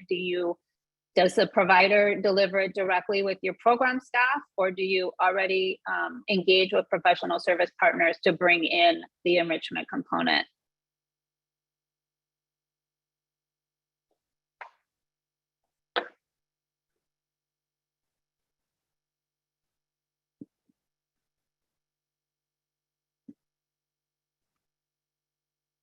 So it looks like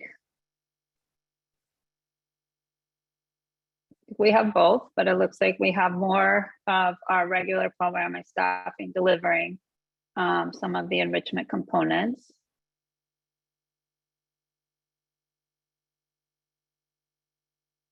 And we have quite a few professional service partners bringing in the enrichment component, and we would like to expand that since we are requiring 2 to 3 enrichment components per age level, grade level.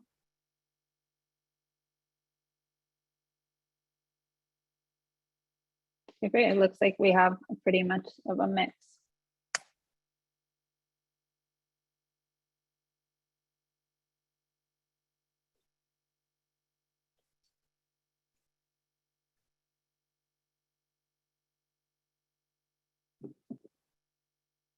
Okay. Now let's go back to the slide. I think we have one more slide about some just some expected cross-cutting best practices, which would apply to all programs and all grade levels. So we want our providers to ensure a nurturing, socially positive environment. So inclusive of staff equipped to actively, intentionally foster the environment by coaching children and modeling concepts and skills. So again, we're back to high quality staff that have engaged in high quality training opportunities. And just, we want all of our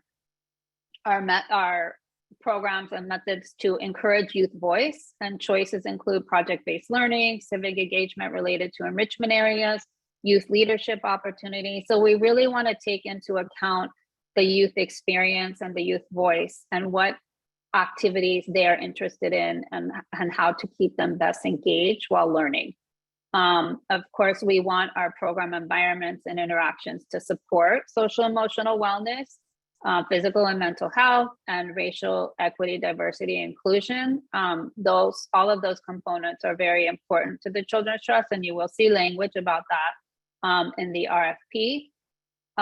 We are highly encouraging and potentially requiring field trips in the summer related to the different enrichment areas. Again, we really want children to get exposed to a variety of new activities, a variety of new experiences, and a variety of different opportunities to engage outside of the camp around different areas of our community. Healthy food and beverages are always, of course, required, and we will still keep the requirement to engage with the USDA food program. And we also really want to encourage all of our youth development programs to support family engagement and offer connections to any other needs that the family has. So if you have a family coming to the after school program and you notice that, I don't know, maybe they don't have health insurance or some other needs, we would like you to refer them to other Children's Trust funded programs or any resources in the community to make sure that we're addressing families' needs holistically, and that all of their needs are being met to ensure success of their children. And then again, transportation, we know that this is a major barrier in our community for all of us. So we want you to think about how you're going to address that barrier in your application. So if you're operating, not on a public school site and children need to be transported to your site, how are you going to address those barriers for both the students coming from and then for families as well? And I think now we're going to show the QR code again. The link is going to be in the chat. When you go into the live form, if you could select the drop down for program activities, and please give us feedback about what we've just spoken about in terms of the flexibility that we would like to offer, the different, the thinking block, and what your thoughts are about the didactic learning, and how you feel about this type of approach. Same for the doing block, the experiential learning. What are your thoughts about the expanded enrichment requirement of 2 to 3 enrichment activities per program? And then anything else that we talked about in the cross-cutting practices, or anything else that we've forgotten that we haven't thought about that we need to consider that needs to change? You could please type your feedback in the form. Again, if you have questions, you can type that in the question box. And let me see if we have any more questions yet. So we'll just wait a moment for everyone to go ahead and give us your feedback. And then I'm going to turn it over to Tatiana to talk about the next few sections.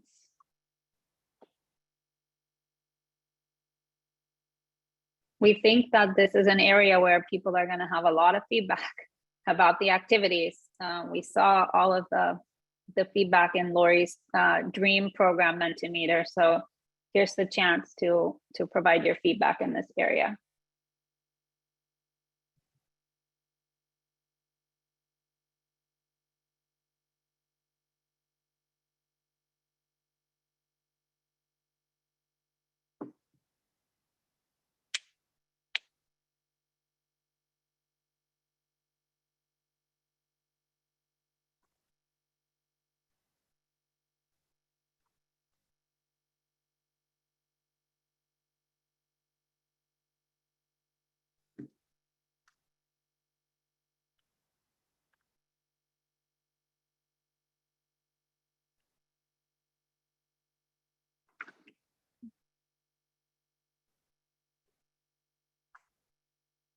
We have a question about higher percentage CWD programs need to have as many enrichment areas.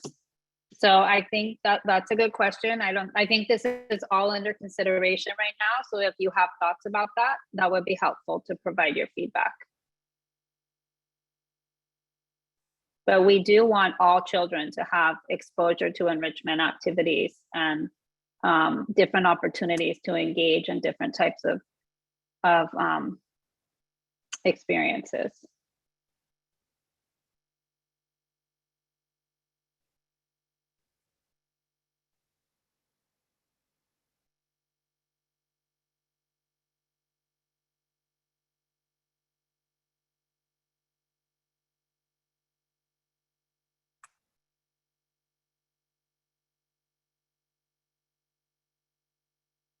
Remember that if we're not answering your question out loud, we are going to answer all of the questions and provide detailed responses. As Lori mentioned, it will be posted within the next 2 weeks on our website. So every question will be answered.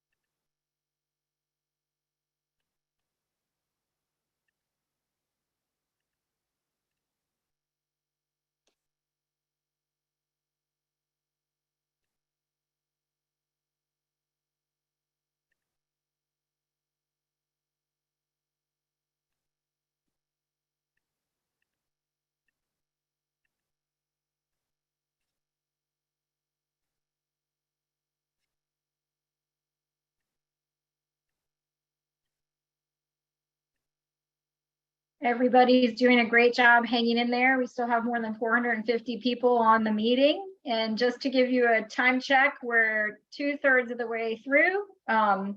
We're more than 2/3 of the way through our content though. So in a minute, we're going to switch to the last 2 sections. And Tatiana is going to review those with you. Are we ready? Did this look like the responses have slowed down? Yes, they've slowed down a bit. All right, take it away, Tati. All right. Good morning, everyone. It's so nice to see such a large group, and I hope that everyone is excited to kind of start thinking through some of this information. I certainly see we have over 100 and something questions that have been submitted. So it's not that we're not reading all the questions. We're trying to really sort through the ones that are a little bit either more generic or that we see that they're multiples coming in around the same thoughts or questions. So I am Tatiana Canelas, and I am part of our programs team. I am one of the associate directors of programs, and I will be highlighting and chatting with you around our staffing and implementation partners section. So next slide. So on this slide, I won't read all of it, but something important that we always want to ensure that we highlight and that you'll see it throughout our RFPs and just important information when it comes to staffing expectations. Well, staffing and partnership expectations is the Trust Ready work. So Ready is our racial equity, diversity, and inclusion work. And in our programs and in the community, it requires attention to various aspects of the diversity and their influence, such as the ones listed here. So that includes being knowledgeable and responsive to the population served, being reflective of the children, youth, and families, including the language spoken, and of course, practicing cultural humility and responsiveness in service provision. And then as well as taking into consideration characteristics as you see listed here. I won't read all of them, but they include language, ethnicity, race, sexual orientation, gender identity, and you see the list. So as you're thinking through your staffing, your partnerships, always keeping this through our Ready lens, and keeping these different points in mind is critical to the work that you all do in the community. Next slide. So a little bit more around staffing expectations. I think that this is something that you probably all know if you've been doing this work, if you've been working with the trust, but these are very critical points to highlight, again, when thinking about staffing plans. Most importantly, that direct service staff must be able to relate and engage to the participating children and youth. We know that youth development, I think it was Jim that said it's God's work that we're all doing, and it is important that who we're staffing, who is in our programs, are those that can truly be able to relate and engage to those that they're serving. And with that being said, being able to have strong and positive relationships between the direct service staff and the youth, because that really does support program attendance, participation, and skill building.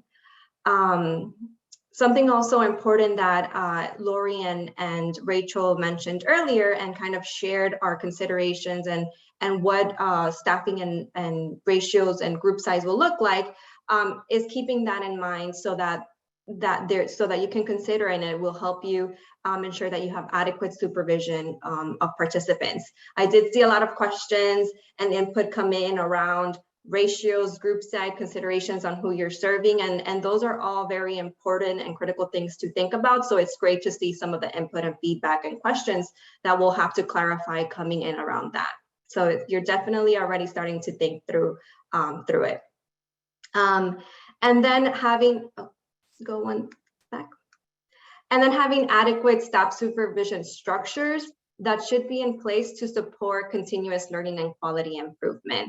And really having those structures, being able to do your own observations, self-assessments, really see what is happening in our programs through your lens, as you know that we'll do it through our lens, is also critical. And so ensuring that you have those adequate staff supervision structures is important.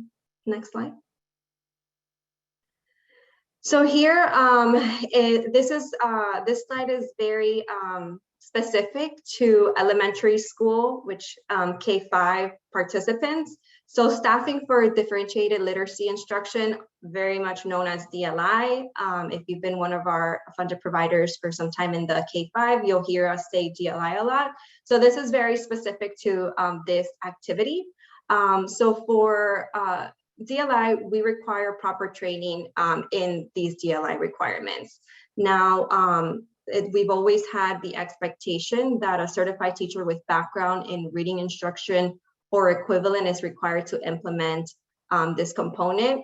We've known and we've had several conversations with providers, and we know staffing, and I think it was called out in the beginning in one of the Mentimeters when it comes to your DREAM program, some of the challenges is staffing. So we just want to let you all know that we are considering the alternatives that you see on the slide here when it comes to the certified teacher requirement.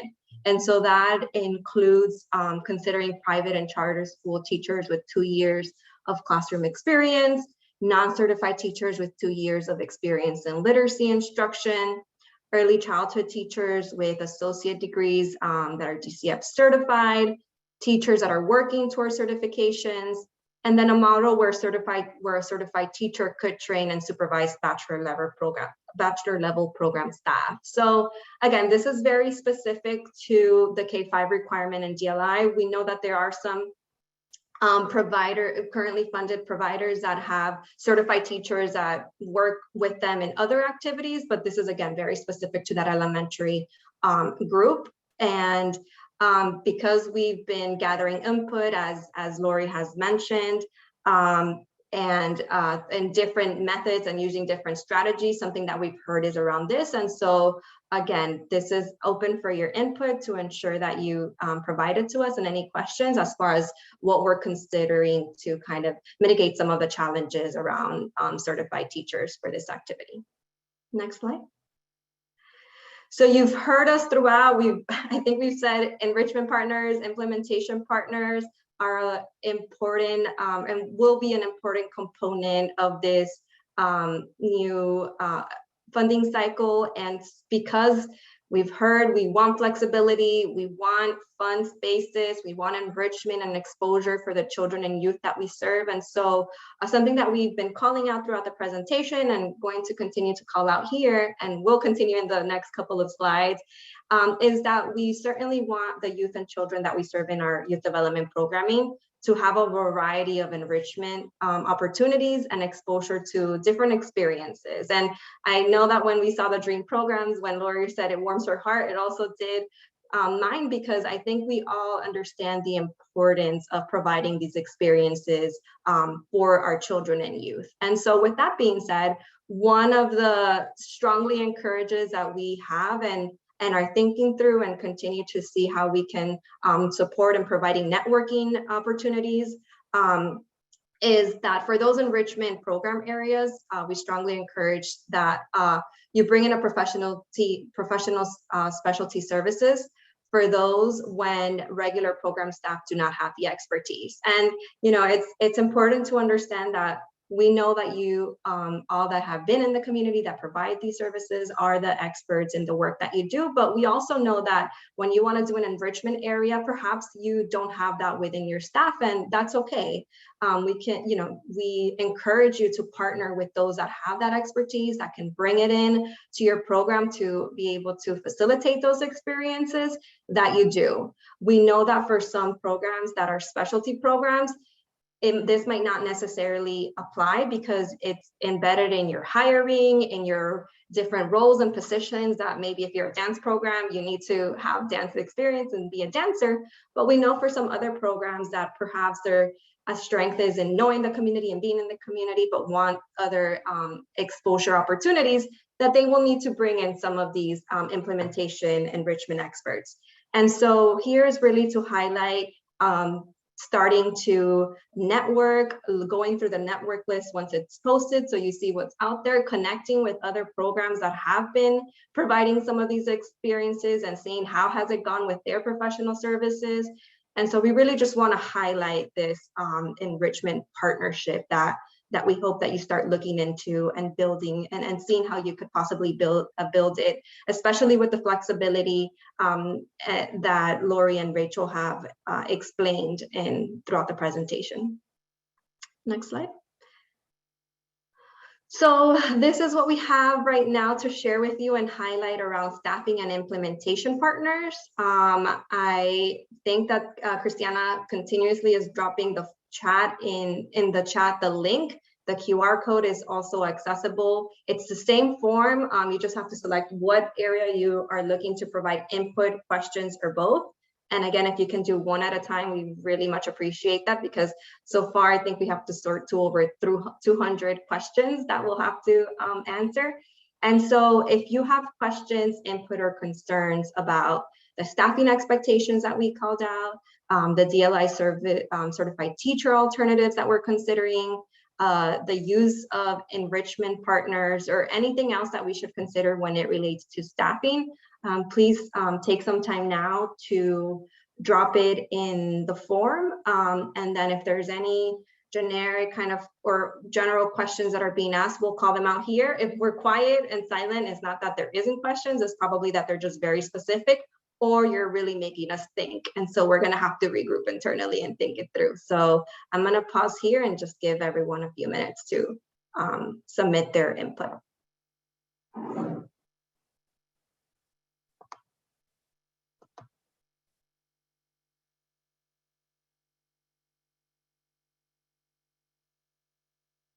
And if we can get some reactions, if you've already done it, whether it's thumbs up, thumbs down, surprised, celebrating, hearts, they're very much appreciated. Okay, I see some thumbs up and some hearts. Awesome. Give it one more minute and we can move on.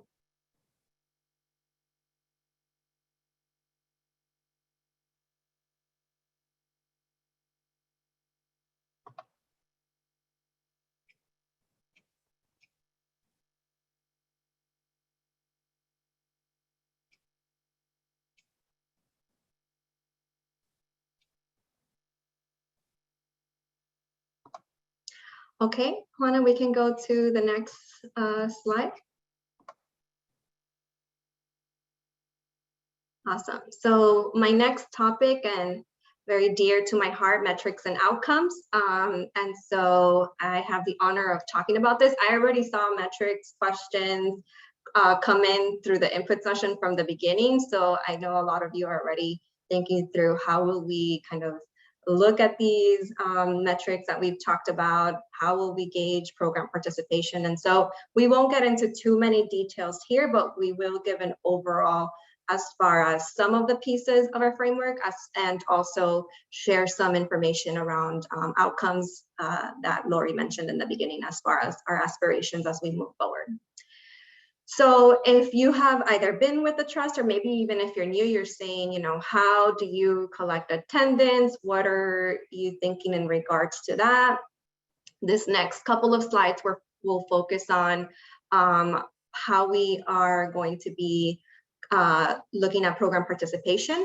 And so on here, you'll see that this is about adjusting timing for enrollment and attendance reporting. So currently, there's really no visibility into program enrollment and capacity as programs wrap up to begin the school year. So nor do we have daily attendance or ongoing program openings that could enable, you know, the promotion of available programs and their openings. And so in this new funding cycle, we will be moving into real-time reporting of program enrollment and daily attendance. So what this means is if you are a current funded YD provider, you are submitting your attendance by the 15th of the month, of the following month. And real-time would mean that you're submitting daily attendance to us. And so this, we really think will benefit you all and really knowing what your programming looks like, what your enrollment looks like, and also for us to understand what program participation looks like, which is one of our metrics as it relates to program participation. And so what we really want to hear from you, we know we've kind of talked about what this means for logistics, but you are all, you know, either considering doing this work or currently doing this work. And so as it relates to this, what process changes, technology, other supports are needed to facilitate this shift? We certainly know that it is a shift.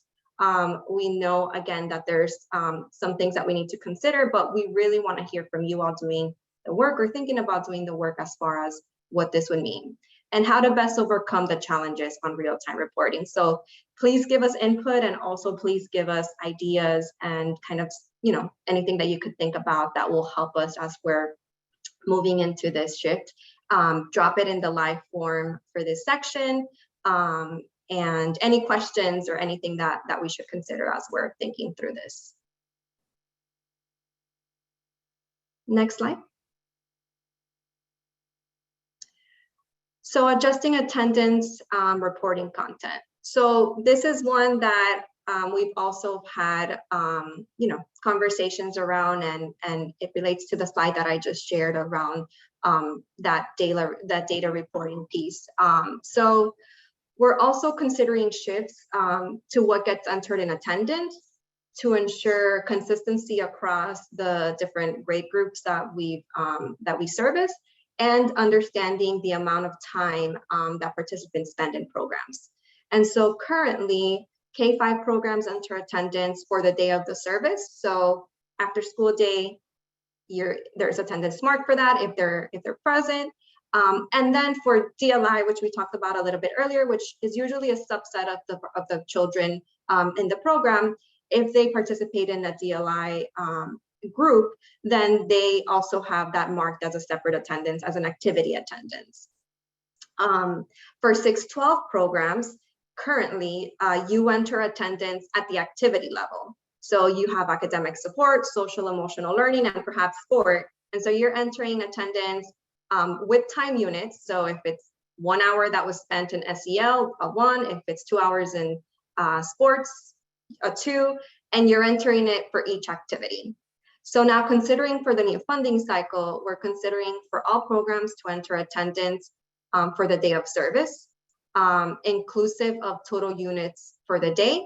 And we would still keep that for the DLI activity attendance for that subset of elementary school that I mentioned earlier. It would be at the activity level.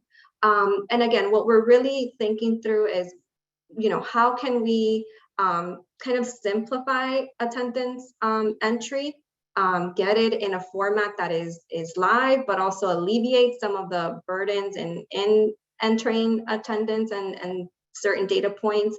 And so that with the previous slide that I shared around like what we're moving to real-time data, but also how do we alleviate and facilitate some of it is currently what we're thinking through. So please, if you have any questions, input, again, drop it in the live form. We really want to hear from you all around this specific area. Okay, so I already started talking a little bit of data collection, data reporting, and this certainly ties into expectations and program metrics. And so I hope that if you know about the trust and and you've either been an existing program provider or you're thinking about it, that you know that we are a learning organization. We, I think, take pride in understanding that there is always continuous learning and improvement that we can do for the services and for those that we support in our community, and hope that our funded providers take that philosophy on as well. So in this slide here, you see kind of our framework around, program metrics, which is our expectations, growth planning, which is really how do we find ways to improve and reflect on the work that we're doing, and then Trust Academy provider supports, which is, these are the expectations. This is, what we're reflecting on and how we're thinking that we can learn, analyze, and do better. And then what supports are available to our programs to be able to make those improvements or really engage in training or coaching. And so when it comes to youth development, as you see under program metrics, these are our key performance metrics that we pretty much derive from observations, from participant satisfaction feedback, from different ways through collecting data, such as the attendance piece that I referred to. So for staffing, this includes items related to having the qualified staff to do the work and in place, and that they have the proper training and supervision. For service delivery, this relates to the implementation and the quality of the services, and this is through observation of activities, including, what do environments, ratios look like, interactions. For data quality, it's reflected in the accuracy and timeliness of the data and information being entered in Trust Central, such as attendance, demographics, and outcomes that are entered. For population focus, it really looks at if the population intended is being recruited and served. And also, we talked about the children and youth with disabilities. Are they appropriately included as well? And then we have program participation, which again looks at service utilization, participant engagement, and retention levels. And we have our participant outcomes that I'll get to in a little bit and do a deeper dive around that in a few slides. And I already kind of spoke about growth planning, but it is really what we do together with program managers and providers, and it's a collaborative and reflective process where we review data, we look at how is it going, what are areas that are improvement, or what are areas that you're doing great in, and how can we see learning or continuously improve around that. And this could include, and this should include actually, this growth planning process, your entire team, from management to direct service staff to partners.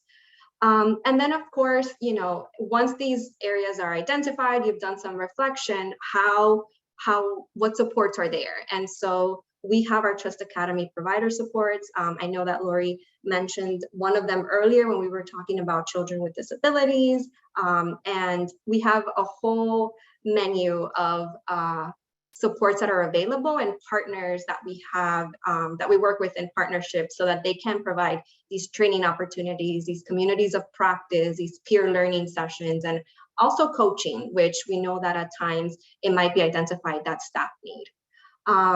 And so this is really our continuous learning and quality improvement framework. And as you can see, it really hopefully is comprehensive, where if we set kind of expectations, we also have a way of reflecting, analyzing, and then providing supports as needed. Next slide.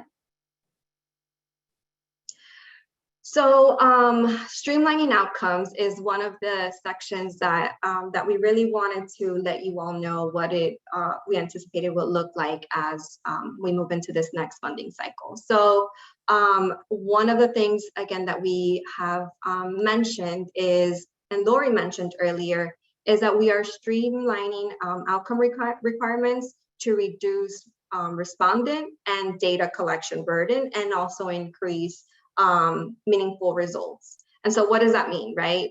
We know that there is outcomes at this time tied to every activity, and you need to enter it into Trust Central. And I think with our aspirations and everything that we have really been thinking through as we're thinking about this new funding cycle is creating efficiencies where we can, streamlining where we can, allowing flexibility where we can, so that we can truly better serve the youth and children in our community. So not every activity will require an outcome. For elementary, which is K-5, the reading outcome for DLI participants, everyone will need to have a pre, because that's how you identify the needs. But then mid and post will be for those that were identified as they will need the DLI activity in the pre. And then we will remove the PACER fitness outcome requirement. And that's not, this is removing the requirement, but again, Rachel mentioned the importance and how we're embedding physical activity and movement into the blocks that we have as activities and considering as activities. And then for middle school and high school, which is 6th through 12th grade, remove the academic engagement outcome requirement, and remove the specialty skill building outcome requirement, which is the one tied to that focus area. Next slide. So continuing with streamlining outcomes for all K through 12, remove the child level social emotional learning outcome requirement. And this is because we're really looking at program level social emotional wellness learning environments. And so that will be replaced with the program level outcome using the social emotional learning program quality assessment tool, also known as the SELPQA. If you are a current funded 6-12 program, you're familiar with this. This is our CAT tool, but this will be for all K through 12. And then something that we've understand the importance of and just really want to highlight is adding a parent and youth report impact and satisfaction survey. It is to be developed, but collected directly from participants. We want, we like to hear, and as Lori mentioned in the beginning slides, the input that we have gathered is across the community. So from you all, the providers that we're doing today, to community members, to our parents and youth. And so this is also in alignment with that piece. And then having optional outcomes specific to program design, and that could vary depending on what program design looks like. Next slide. So this is really a summary of a lot of information. I've known we've been given a lot of information, but this is, and especially when it comes to outcomes, I know I just shared like a kind of like a breakdown of the different outcomes. And if you either haven't been funded or you're funded for different age groups, it could be a lot. So in summary, this is what we're saying. For the program level, these are the different levels to look at. And for the program level, we want to create a consistency around using the SEL-PQA for all grade groups. At the child and youth level, it's really decreasing the number of outcomes and just really thinking through and what are we gathering from the data that we're collecting. And then at the participant parent level, gathering direct input from youth and families, which is important to just hear directly from those that we are serving. Next slide. So I'm going to pause here again, and this is related to providing input, questions, things that we should consider as it relates to metrics and outcomes. And this can include some, what we covered: timing for enrollment and attendance reporting, content of attendance reporting, continuous learning and quality improvement, outcome shifts and streamlining, and then anything else that we should consider.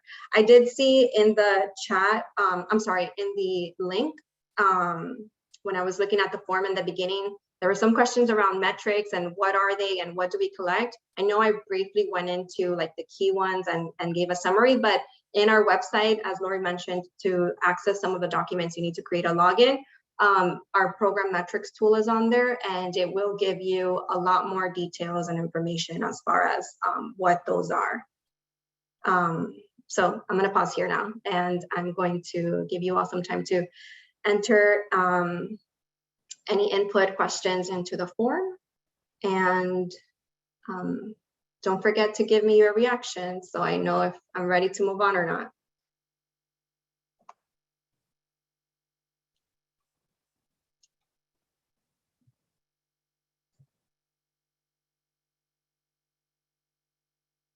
Okay.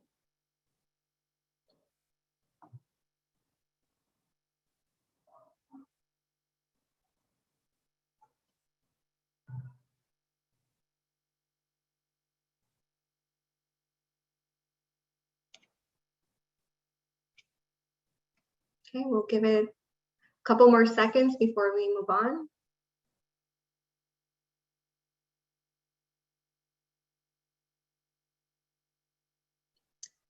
Okay, next slide, Juana. Oh yes, we have a closing Mentimeter.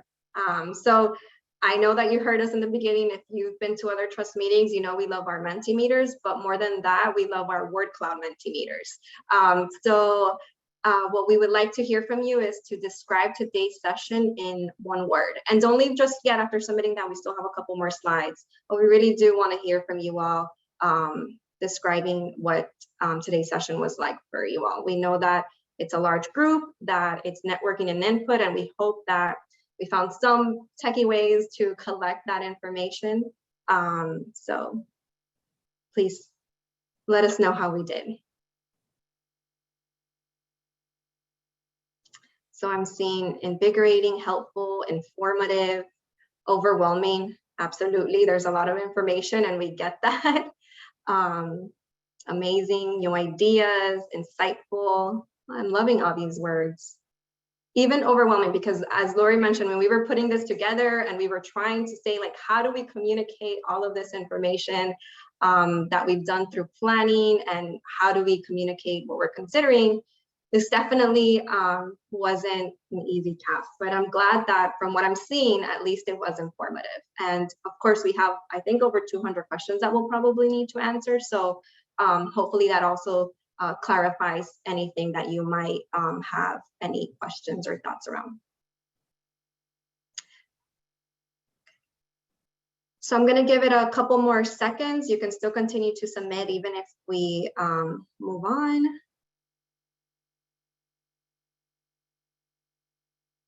Okay, Juana, I think we can go to the next slide.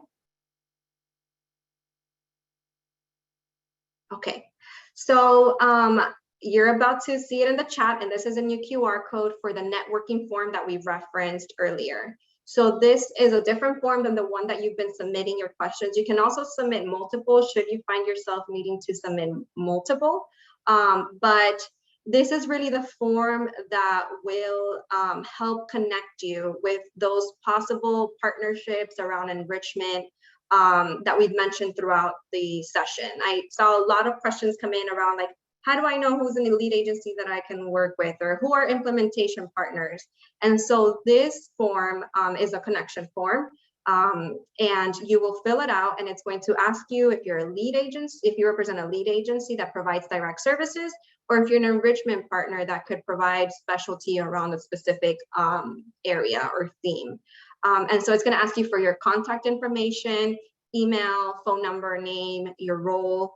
It's going to ask you, what you can provide as a partner, and also if there's a URL or somewhere that anybody can access your website or your resources. So it's important that if you ask that question around connecting, or if you're thinking and considering, I would just encourage you to put your information on here. It will be posted on our website by the 20th of this month. We have to post this presentation, this recording, this information that will come in through the form, the answers of the questions.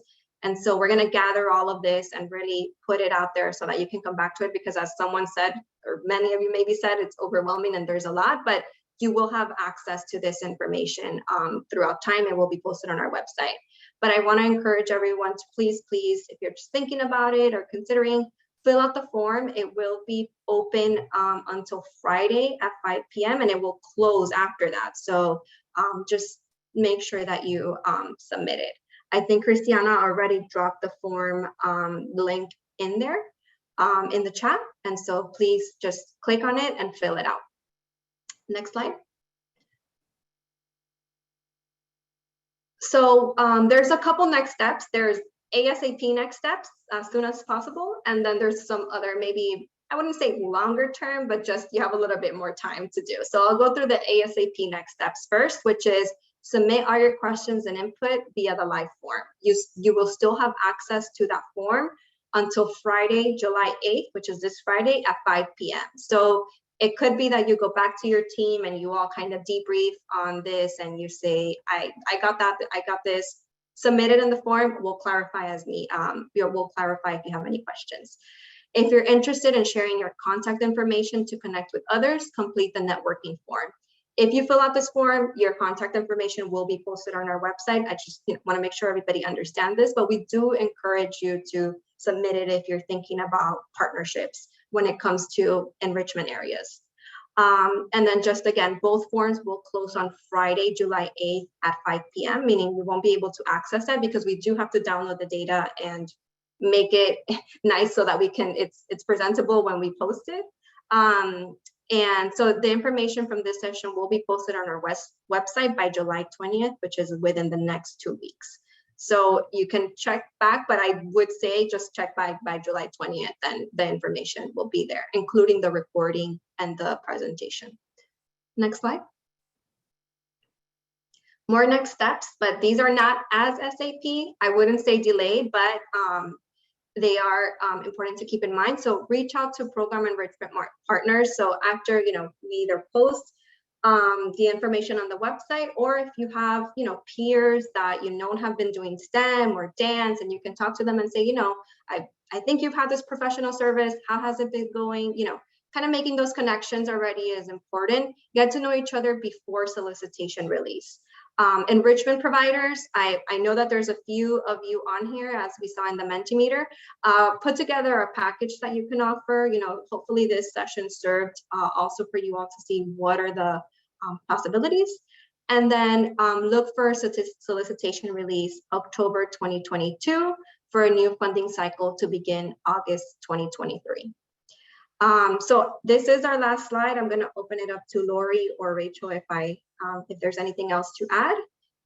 If not, we can stay on here for a few minutes before we end the meeting, and just remind you to complete your form and both forms. But Lori, I don't know if you have anything else to add. Yeah, I would just Thank you, Rachel and Tati, and thank you to everybody who's hung in there. We still have more than 400 people in the meeting, and it's been a long morning. I told you at the beginning, it was a lot of information, but I think this was really the best way to get it out. I just want you to understand this is not the end, it's the beginning. We're going to be seriously taking time to process your input. So we've mentioned the questions several times. We want to get that back to you with answers when we have them, but also your input today has been really invaluable, right? So we're going to be spending some time really digesting the input, the comments that you've included, thinking about of that feedback. So I'll just remind you that hopefully you're all subscribed to the weekly provider bulletin. Updates for other information that's going to come out maybe before the release or other stuff that gets posted, resources, dates, announcements, things like that are always in that bulletin. Sometimes when we are in overload of getting too many emails, we are quick to click unsubscribe. If you have unsubscribed, you will not be getting the bulletin, right? So you need to make sure that you are subscribed to the bulletin so that you get those updates. And then just remember, it's not a save as, right? You're rethinking things, you're forging new partnerships, look around at what other people are doing, that thing that you've always wished you could do, really explore it. We've opened up the space and time in terms of the scheduling requirements and the flexibility that everybody asked for. So we're super excited to see where you guys go with it. And we will be also, I would say, check the grants opportunity page, which is where the information about this networking session was posted. That's the page where you're going to see the materials from today. And periodic, maybe other things might periodically get posted there, updated. I mentioned some analysis we're doing on priority areas. We've got the focus groups that are underway. We'll be having results coming out. So we'll be posting updates there. Just make sure that you're checking back on a regular basis. Anything else before we close out from anybody at the trust staff?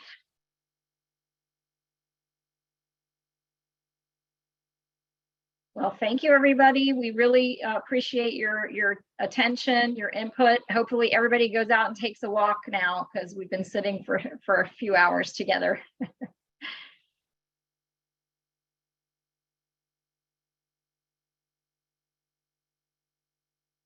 Have a great afternoon.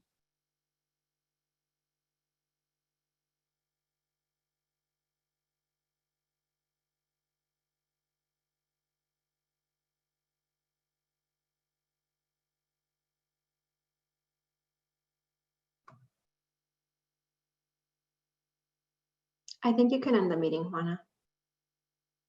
Thank you.